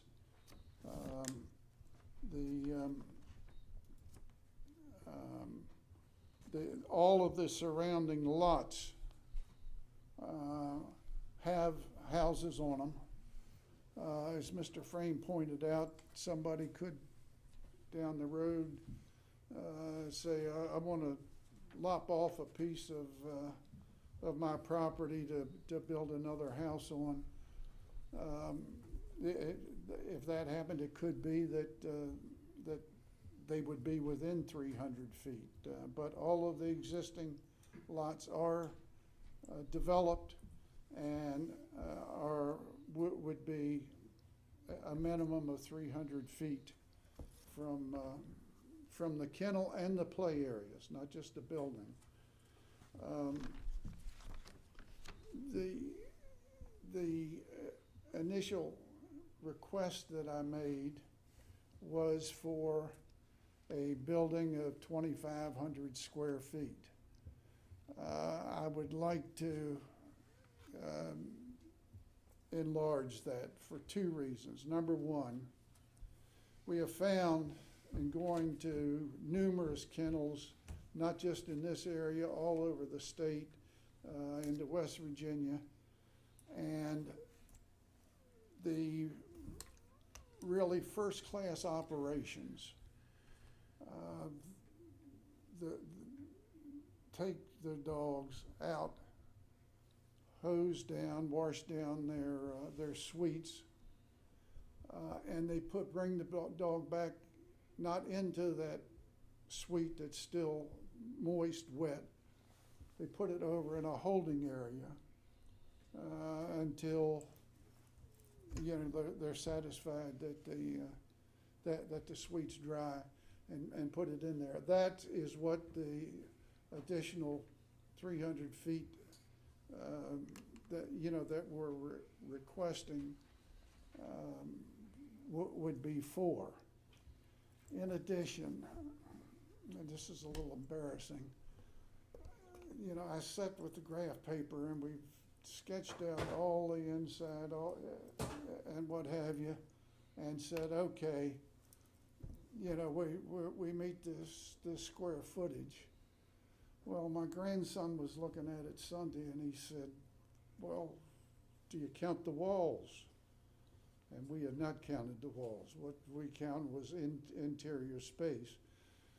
8-inch walls would add another, if this is to be measured from the outside, I would add another 200 feet to the structure. Again, not changing a thing, and neither of these requests would be to get more dogs in. It's the request are to refine what we initially proposed, and to with the 300 feet, ensure that we can can handle the dogs as top quality kennels do. Would that increase the length or the width or both? The 300 feet, the holding room, where would that be? It would go. It would be basically another 12 feet in length at the end of the building. We would also like to have the outdoor play areas larger. Still just 4 play areas, but we find that bigger areas are what first-class operations have. And instead of being limited to 1,800 square feet, we would like to make that 2,700 square feet. And that what you have assumes 2,700 square feet. Again, it's not to enable us to get more dogs out at any one time. It's just to make a bigger play area, where you can toss the ball for them and so forth, and get a little more exercise out of them. And that kind of concludes what what I had to say, and I'd be happy to hear any questions that you have. Any questions, gentlemen? Give me the number again for the total square footage of the outdoor. 2,700 square feet. So would you be willing to include a statement that is to be divided among just 4 areas or something like Absolutely. that? So that it doesn't go beyond. Absolutely. Just a question on that. Would you like to amend it to 2,736 square feet? The reason I ask that is you're showing a typical run of 19 by 36. and with 4 of them, that's what it comes out to. That So, would- and the reason I ask. Yeah, is I know, If it's passed, you'll be in violation if you build Oh. it as you've requested. Yes, What thank was your you. number? 2736 for the outdoor runs. And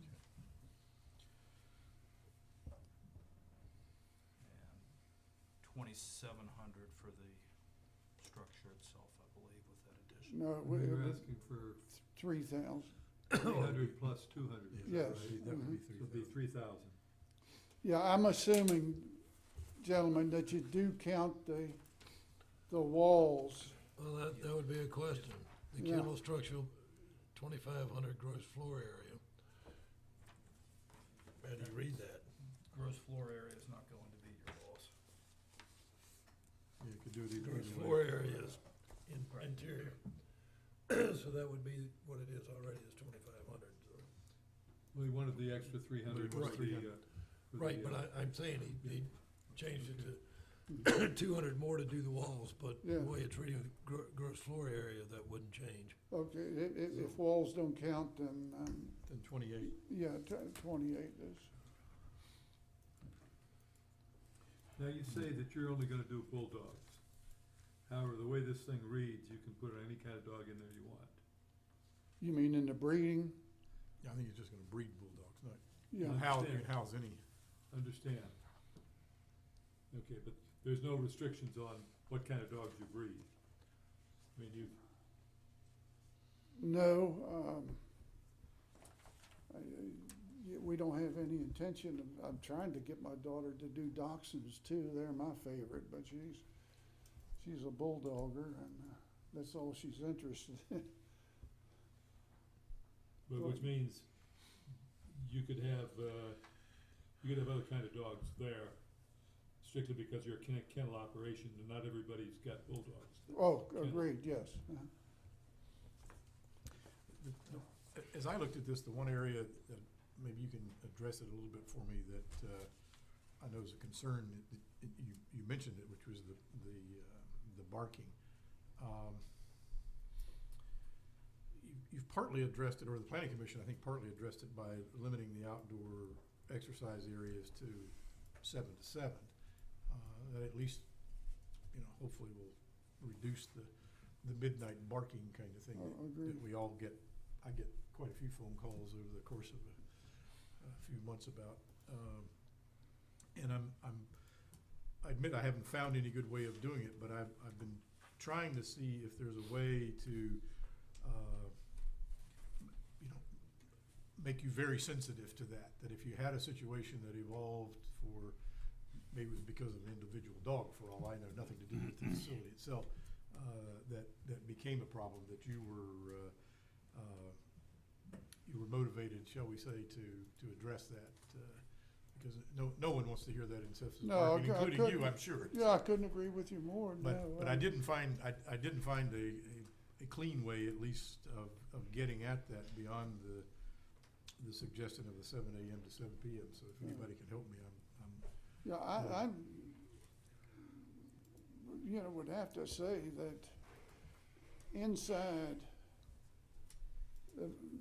the building, 8-inch walls, insulation on top of it, any barking that goes on inside is gonna be,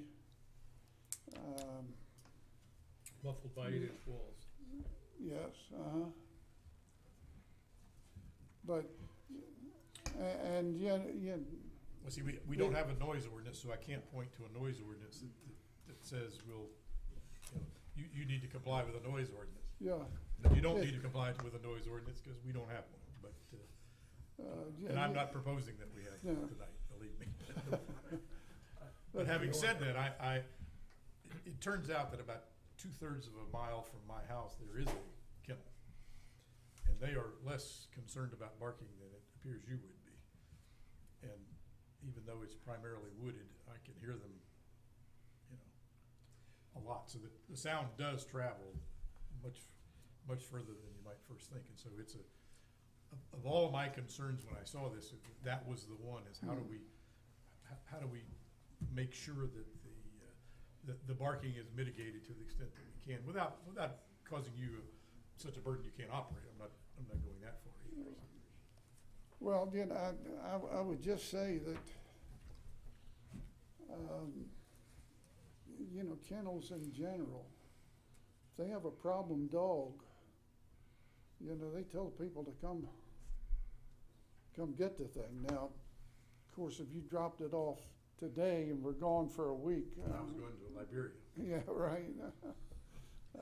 Somebody said that earlier. That's But you know, Might be your dog for a long time. you know, I would just assure you, we would do everything, you know, we can to make sure that it does not become a problem for our neighbors, who've been great, incidentally. Yeah. The 4 additional conditions that the planning commission added, did you have any problems with those? No.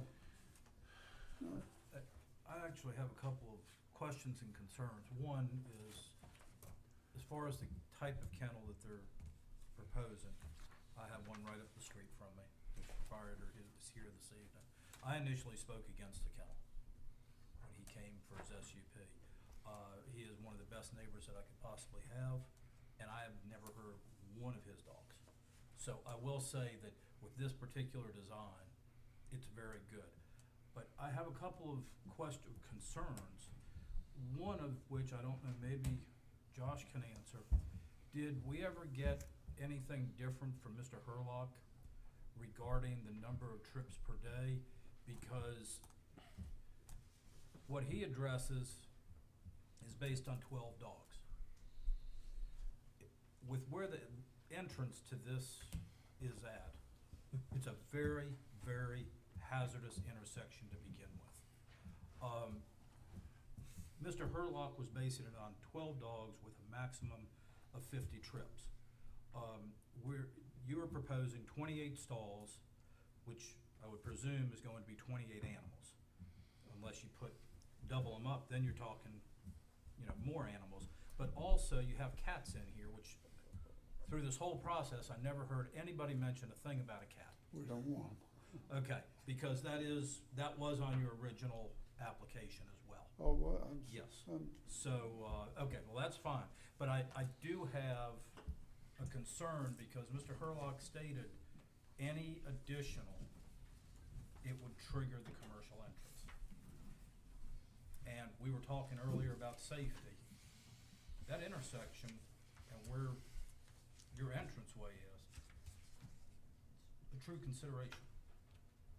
Did we get anything back from Mr. Herlock, or is that it? No, we, Greg had sent him a follow-up email, and I think I might have actually called him as well, and we never got any follow-up on it. As you guys probably know, 50 VPD, to shorten it up, is a pretty standard threshold for low-volume commercial entrances. And when they do require those, they require site distances to be dedicated. Sometimes through easements if they don't have enough available at the entrance to the road. So that could be a consideration you guys could take up. Okay. Thank you. I just never seen anything else So from was it. the 50 trip generation was based on 12 dogs, or was there any correlation between the two? Yes, that he was Mr. Herlock based it on 12 animals. Okay. And how he based it on 12 animals and a maximum of 50 trips a day, I'm not real sure, Yeah. because that's gonna Yeah, come that- out to, what, 24 trips with 12 animals. But what concerns me is with your threshold that you had asked for of 28, Planning Commission gave you 30. Now you've gone over that threshold of 50 trips a day. As a possibility, I understand that you do not plan on having the whole place empty and then the whole place get full again. But they're basing all of their data on that possibility. Well, yeah, So you would say that you're, I'm looking at this and you're saying you're bringing a dog in and out every day? A person would come in and then come out. That's 2 trips. Okay. So you could do 25 Do you visit your dog every day? No, there is a possibility, and this is all theoretical, that you would have a complete turnover in the kennel in a day. That's what VDOT is basing, That's what they're basing this on, right, that you would have a complete turnover that you of all the could, dogs in one day, that you could. generating 30 trips in those 12. Right, and so they're saying up to, 30 trips total. And they're saying boarding of 12 dogs. It's only 24, so you're under. Right. But if you have, my concern if you have is, 36 dogs, then clearly you're over, based on their 28 formula. dogs, Right. you're at 56. which, Is a lot more than 30. right, Well, and he says I in just- his letter, he says any further change to increase the vehicular trips above 50 shall require an interest to be upgraded to commercial standards. and that's where my concern is But I'm having a hard time to believe that you're gonna swap out all 28 dogs in one day. I'm not, Yeah, I'm not disputing that on a normal basis, that. No, I would be understand, true. that's just what I is. just wanna make sure we cover all of our bases with what the possibilities are, and once again, what VDOT does not seem to stay consistent with.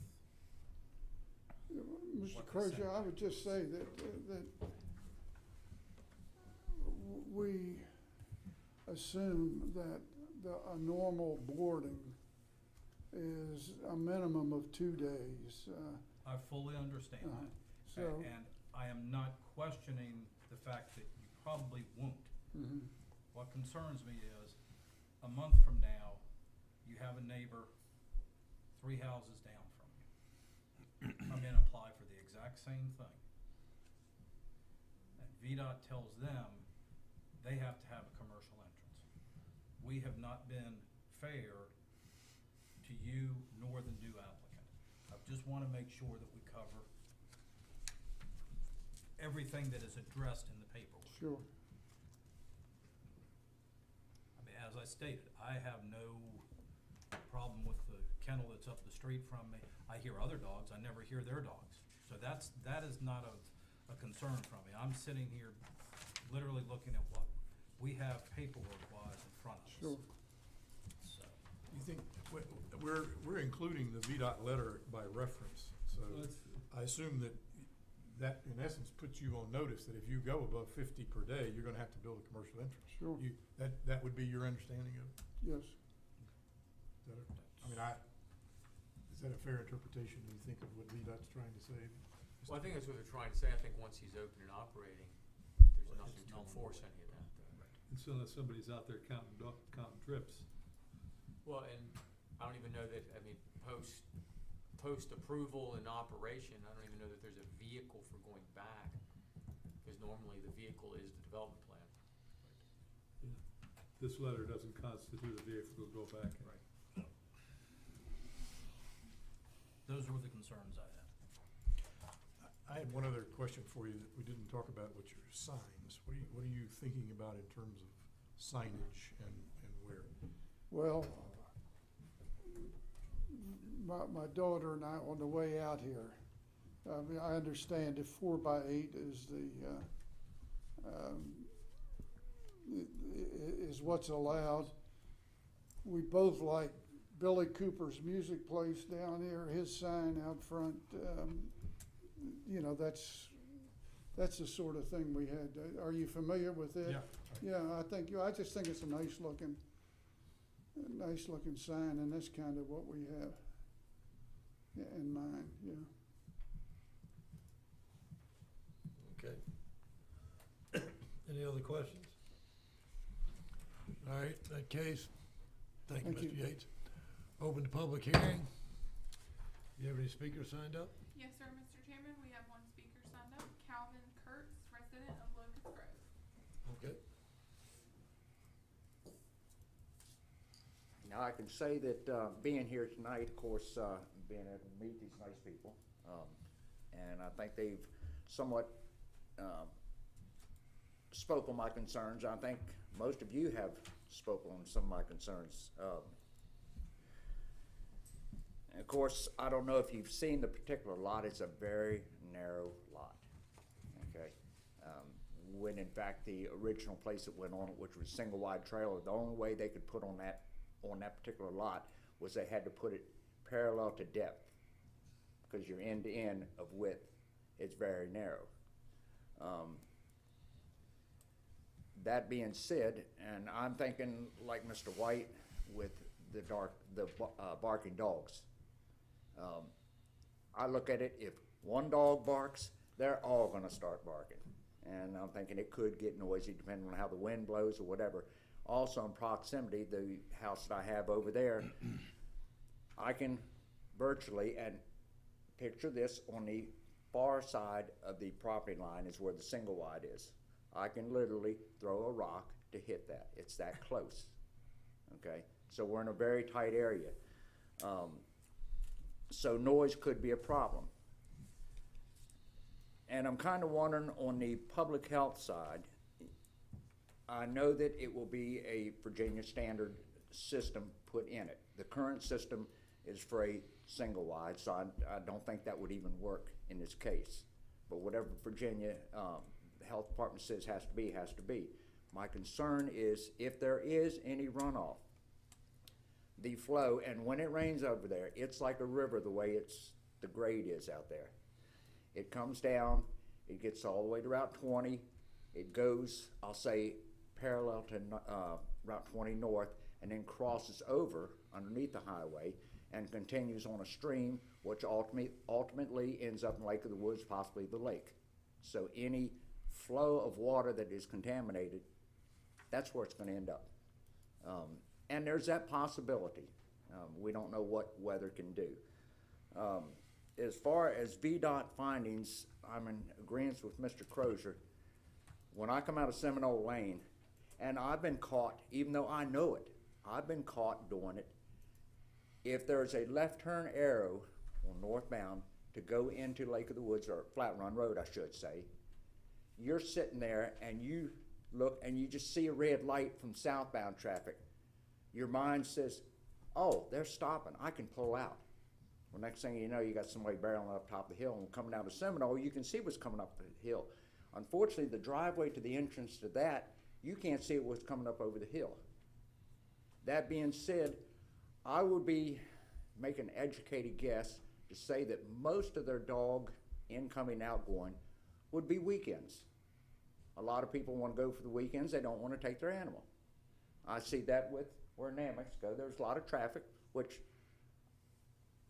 that doesn't bother me, the traffic. The thing in my mind is the people coming in and out when there's a heavy volume of people going through Orange County, the potential for a really bad accident. So the entryway has, and it's, correct me, it's got a slight upgrade, I think.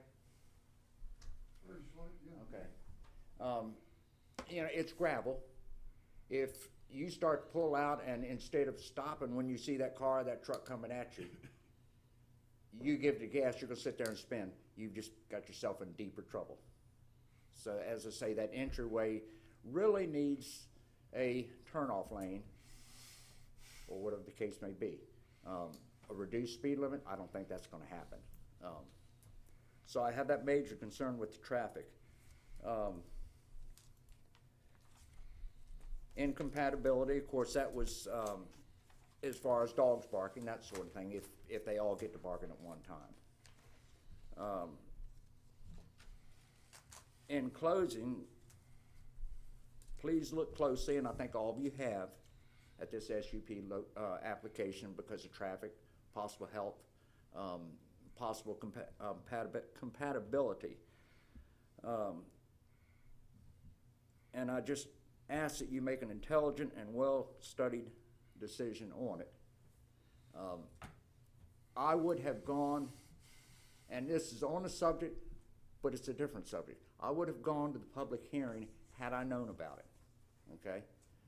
I think we need to come up with a standard size sign, maybe 36 by 36 advertising public hearing, that you can see it.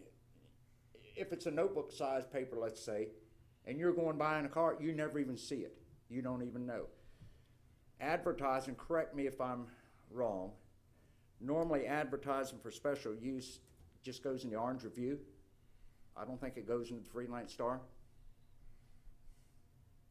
And that being said, I get the Orange Review. I get the Freelance Star, okay? I read it from end to end. I don't think I've ever seen anything having to do with public use. So the advertisement, you might say, for the eastern end in the paper is non-existent. I think that needs to be looked into, as well as a standard on a sign advertising for a public hearing on special use. And I mean, what they are proposing, I think it's a good thing. I think it's, it's something that's needed. It can be used.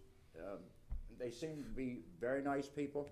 I just think that that particular lot, being what it is, it's the wrong place for that.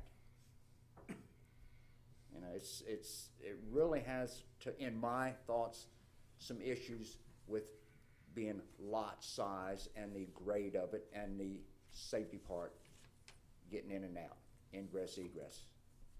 And thank you for your time. Thank you. That was the only speaker, correct? Yes, sir. Closed public hearing. Discussion.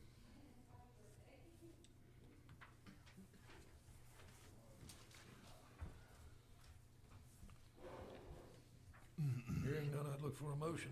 You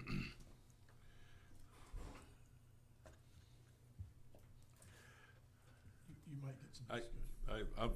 I can discuss it if nobody else wants to jump in first.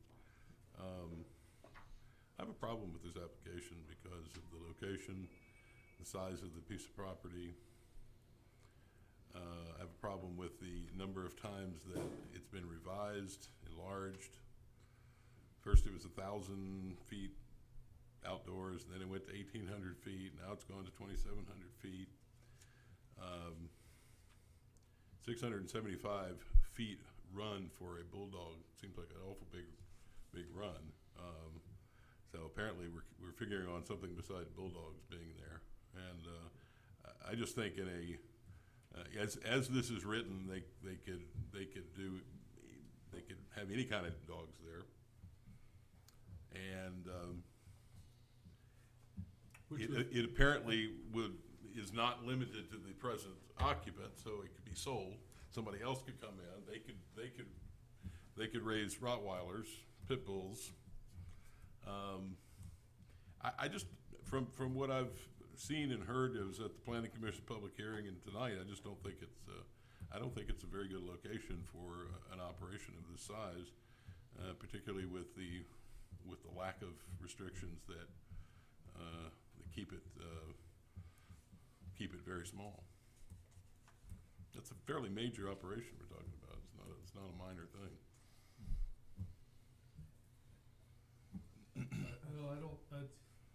I don't see I'm not happy with the fact things are changing, but I don't get too excited about that. I'm not too concerned about the noise. But I think Jim's point on traffic is something that is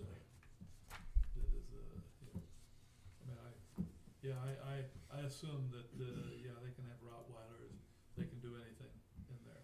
Well, they can board any type of dog, so that That's right. wasn't the restriction. Oh, that's right. It was just the They're breed. planning to breed bulldogs, but they're not restricted to that thing. And I'm not sure that that's an appropriate. Lee, I'm sure you've run serious accidents right there. I know I have. Oh yes, several times. That is my. I can rationalize everything except. That is a tough location there. Right. It's just coming over that rise and through traffic. Yeah, there was a lady that spoke against the rezoning of the mini storage on Route 20. She lived, I believe, one house up on Route 20. That was all she was concerned about. It wasn't safe to come out of her driveway now, much less put that additional traffic there. Because she's coming across traffic into that hash marked area. That's where my concern is truly the safety up through there. I questioned the rationale that the VDOT rep used, but that's his standard, and if that's the standard, I suspect that we probably need to adhere to that. I mean, I would hope that it's more than just his swag. Well, of course, he's talking commercial entrance in. It's got nothing to do with leaving. I mean, all that is a decel lane. There's no accel lane. I mean, if you're going right, it doesn't matter. If you're going left, Right. that's your issue, and that's when you have no visibility.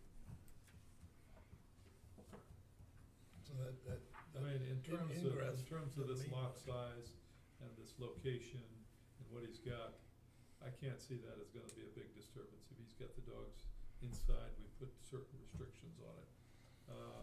I might, if I were gonna go ahead and recommend approval on this, I would probably throw some more restrictions in terms of how many dogs outside and stuff like that, just to, we got the 7 to 7, but I would do something else, but I'm not sure that, I would do something consistent with their planned use in terms of that aspect of it. So the question comes, do they put up, I mean, if they met VDOT requirements, I would probably support this. I'm not sure they do though, because. Well, I agree, I don't necessarily buy into their standard, but, obviously, we've gotta respect their expertise, and I'm hoping he's got something, in terms of their regulations, other than, well, I think, they're gonna swap out all dogs in one day.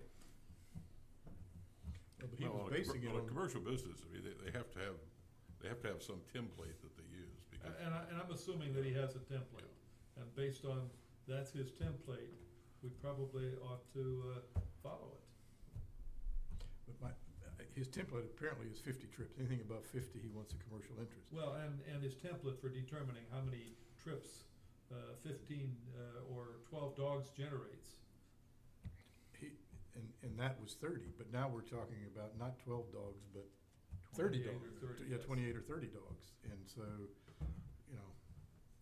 even if you just double his calculation, this would be more than double, but if you just double it, you'd be above the 50. Yeah, well, it's, I mean, I don't have a problem with the 50. What I have a problem with is swapping out all the dogs in one day. But Yeah, obviously, they've got some standards that they work by, and it's not up to me to question that, not at least in this venue. Well, and like I said, I mean, still, if you're talking the safety, it's going out and turning left. Right. And the decel lane doesn't mean crap. Because Well, I mean, it's only, the But only way you're gonna do anything there is you're talking. I agree, Teal, but if Teal had said, but if VDOT says that they need a turn lane, a decel lane, and that's all they need, I'm not sure that I'm off to start saying, well, we think we're smarter than VDOT, and say that, no, you need an acceleration lane as well. Yeah, but you're not gonna get an XL lane to go left, only right. Yeah, well, that's in every driveway up and down the Route 20. Yeah, well, It's not you live even, on 20, you take a chance. right, it's not even whether you have a lane or not. It's pure sight distance there. With or without a lane. That's just a particularly bad intersection. It is. The only way to, I think what I'm hearing is the only way to fix it is you'd have to have divided,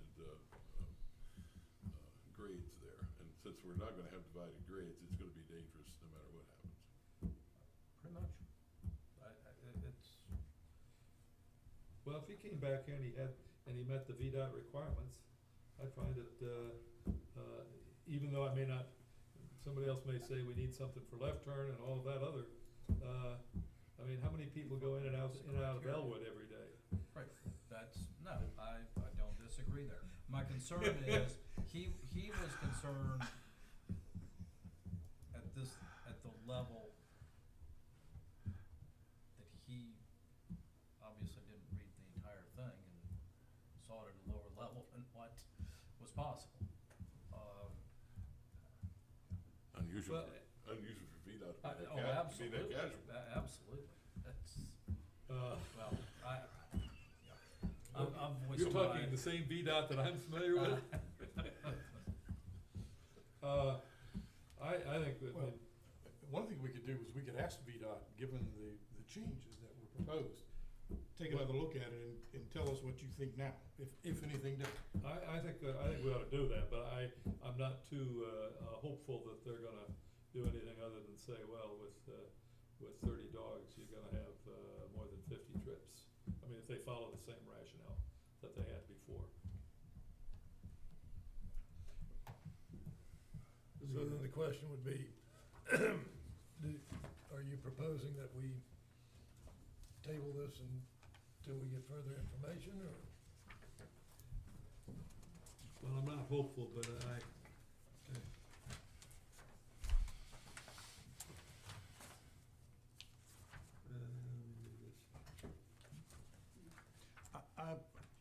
I think I would propose that, because I'm concerned that VDOT based it on 12, and apparently 12 was never really the number. No, that's, and I mean, I'm all for business, I'm Yeah. 100% for it, but safety is, and I've run too many accidents right in that area over the years, and traffic volumes have just increased and increased, and I'd like to hear from VDOT Yeah. on the safety question and the need for whatever improvements, if any, they. like, no left turn out of the driveway possibly. I don't know. I mean, because if you did no left turn, that would eliminate a T-bone situation. If they turned right and had to go somewhere to turn around. I'm not saying that that's But that good. would correct. apply to everybody on the road. yeah, my sense is, No, just out of their driveway. There is no road there, it's just their driveway. Yeah, they're not using Seminole. Right. When I went over there, that's where I went, and I realized I didn't get where I needed to go to see. They were talking about, you're talking about no left turn out of their driveway. Correct. I mean, and that, I'm just saying, I don't know if that would be I would ask VDOT what they say. Yeah. If they come back with something and say, we're okay with 30 dogs, then they're okay with 30 dogs. then they're okay with 30 dogs, and I'm not gonna try to second guess them. Right. But if they're not, and I can't imagine that they would be, given the letter as it's written, but I think we ought to force them to answer the question. Okay, I agree with that. so do I have a motion to that effect? So moved. Gentlemen, could I just make one comment, or is it improper? I'll allow it. When you talk about 30 dogs, and in and out, I mean, it's just not practical. I mean, you've got intersections where churches let out one day a week and 1,800 cars go. You know, we have here a situation where we hope to average 12 dogs a day. And those 12 dogs are not there just one day. Somebody drops them off today, comes back and gets them 2 or 3 days later. So the number of in and outs varies. Agreed, there will be an occasion where everything hits just right, and Mr. Yates, Yes. I do agree with you. I'm not, and I have questioned that as well, that the 12 dogs equals 30 trips a day. I mean, but, and so, if that's their estimate, we would pretty hard to approve something that VDOT would say is unsafe. Oh, It would agreed. be very hard to say that. Mhm. So when we ask VDOT to review this thing for 28 or 30 dogs, I would also ask them if, where their basis for the 12 dogs equals 15 trips a day. In other words, if they've got a standard that they're following, okay, or if that's a swag that he's using, but he may have some basis for that. So I would ask for that. But it would be very difficult for us to approve something that VDOT says is unsafe. I just want to be sure that we understand it. You know, you're not averaging, I understand. 30 dogs a day. I understand that. But the point is that we're not the technical experts on this kind of safety, and we've got to rely on VDOT. And we can ask VDOT what their rationale is, and we'll do so, and we'll ask them about the number of dogs. But beyond that, it comes back to what they have to say. I agree. I just want to be sure we all understand that you're not going to average 28, 30 dogs a day. It's just out of the question. I would agree with that. And the dogs are not going to be there one day on average. So when you put the numbers together, All right. okay, sorry, thank you. Absolutely understand. Thank you, Mr. Yates. Okay, so I have a motion on the floor to table this until we have information from VDOT. And I guess your motion makes the request that we go to VDOT and get. We go to VDOT and we ask them what the 30 dog limit is, and if they can explain if there is a technical rationale for this 2 trips per dog. I think it came from the application, to be honest. I'll follow up with VDOT and get back. Okay. Board. Okay. Thank you. Mr. Chairman, the actual, wouldn't be a motion to table, it'd be a motion to defer, and you need to pick a date to defer to, even if you, I mean, you could defer it again, but you need to pick a date to defer to. Defer it to the next meeting. The man should be able to get an answer. That's fine. So, Second. motion and second. All in favor say aye. Aye. Aye. Nay. Okay, motion carries 4-1. Take a 5-minute break.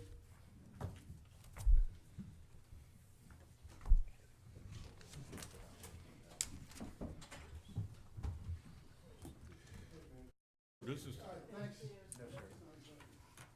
Yeah, because there's calendar stuff we have to. Thank you, Joan. Thank you, Mr. Yates. Okay, then on the information items, are there any questions? Okay. Let's see. Revenue report from the change in EMS building. I do have. Oh, yeah. So did I, thank you. I hadn't caught up with the agenda yet.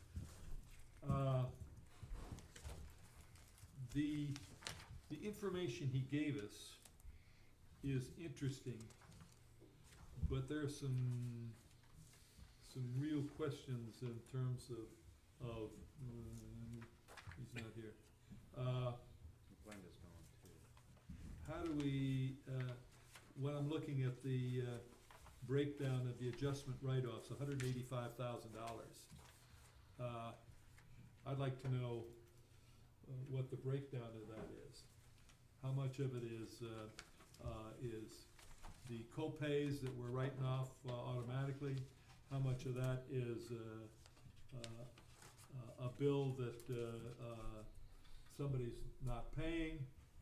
And if they're not paying, have they, whether they're not, or they have or have not applied for the compassionate relief? So we got an idea as to how much of that is potentially recoverable and how much of it is not. The same thing when I look at the charges versus what's paid on a year-to-date, I'm looking at gross receipts, let's say from Medicare. Total charges were 338, and we got 191. Only got 51% or 57% of what we had billed. Now, there's other ways of showing that information in terms of timelines as to how this how the money's coming in, so that we know how much I was hearing today that the Rappahannock Community Services Board is having problems because the Medicaid payer has changed at the first of the year, and they're still having some troubles with how the money comes in, and on whether or not that's any of part of our problem. So there's just a variety of things here that I think we can get more information from the data. I'm sure it's out there, but I would I'd like to know what the actual delay is. We've got some numbers that we get at Dogwood in terms of those things, and I think we can probably do the same kind of thing that in terms of delays in payment. Yeah, I mean, for example, I look at the Medicaid. We're collecting 24% of what we bill. That's right. On Medicaid. Now, why would that be? Now, and is that just because we don't collect it, or is that just because we're looking here at at some fraction of the year, and we will collect it maybe another 4 or 5 months? Yeah, it could be a timing. It could be a timing thing. But so that's a part of the. At first look, we're collecting just over 35% of what we bill. And I don't know about anybody else, but if I was in a business that I could only collect 35% of what I bill, I'd be looking around to find out for what's the going business. on. And maybe that's the name of this game. Remember when we instituted all this, it was a soft bill. Well, there's a category for self-pay No, that we've set aside. You said a soft bill is what. Yeah, I understand. Yeah, But, I mean, but when it comes to Medicaid and Medicare, it shouldn't be soft bill. Understand. But you look at the self-pay. We mean business when we bill them. If you look at the self-pay, we've only collected 2% of the self-pay. Yeah, that one I sort of understand. Well, but how much of that is should be written off for compassionate billing, and how much of that should we be sending to a bill collector, if any? Or the auto insurance is another one. I mean, we're collecting, a tenth of a percent or so. And that one, like Medicare and Medicaid, we should be able to, assuming it's a legitimate claim, we should be able to get the majority of that. So, like I said, think of it as a business where you only collect 35% of what you bill. And maybe you'll never get it to 75, but. Could we possibly have Chief Harkness shoot us an email with some of that information? I'm describing what I think are some of the questions, and I will either get him to send an email or maybe come back, and actually it's Deputy Craig that's more versed on the billing. I think there would, and I'm probably gonna only muddy this, well, I think part of all this was the handoff between a prior biller and this biller. Yeah, no question. That may very well be too. That may be, but you need to hear the details on that. Where it's at. Yeah, I mean, if we're writing off 185,000 of it, and it turns out that that's mostly copay, that's what we expected. But I think the understanding was that our collection percentages were going to go up with this current biller than go backwards.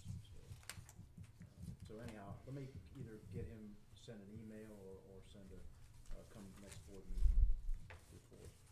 Okay. All right. Nothing else in the information items? No. Committee reports? Then on the calendar, we, decided not to do A. And then B is rescheduled for Thursday the 30th. Yes, sir. That's a, is that a board work session, or is that a? CIP work session. For the board. Yeah, I wouldn't be able to make it at 6 o'clock.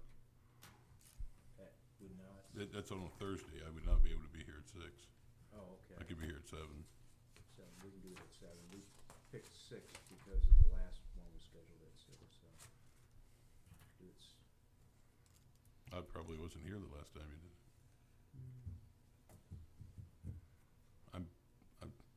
I'm a babe in swaddling clothes. we will make it 7 PM. We were trying to be understanding of your availability, and as well as the other board members. Yeah, it's tough for me to make it, except for in extreme emergencies, before 7 on any day except Tuesday. Okay, well, with that, Mr. Chairman, 7 PM on the 30th. Okay. Okay. There's nothing else on the agenda.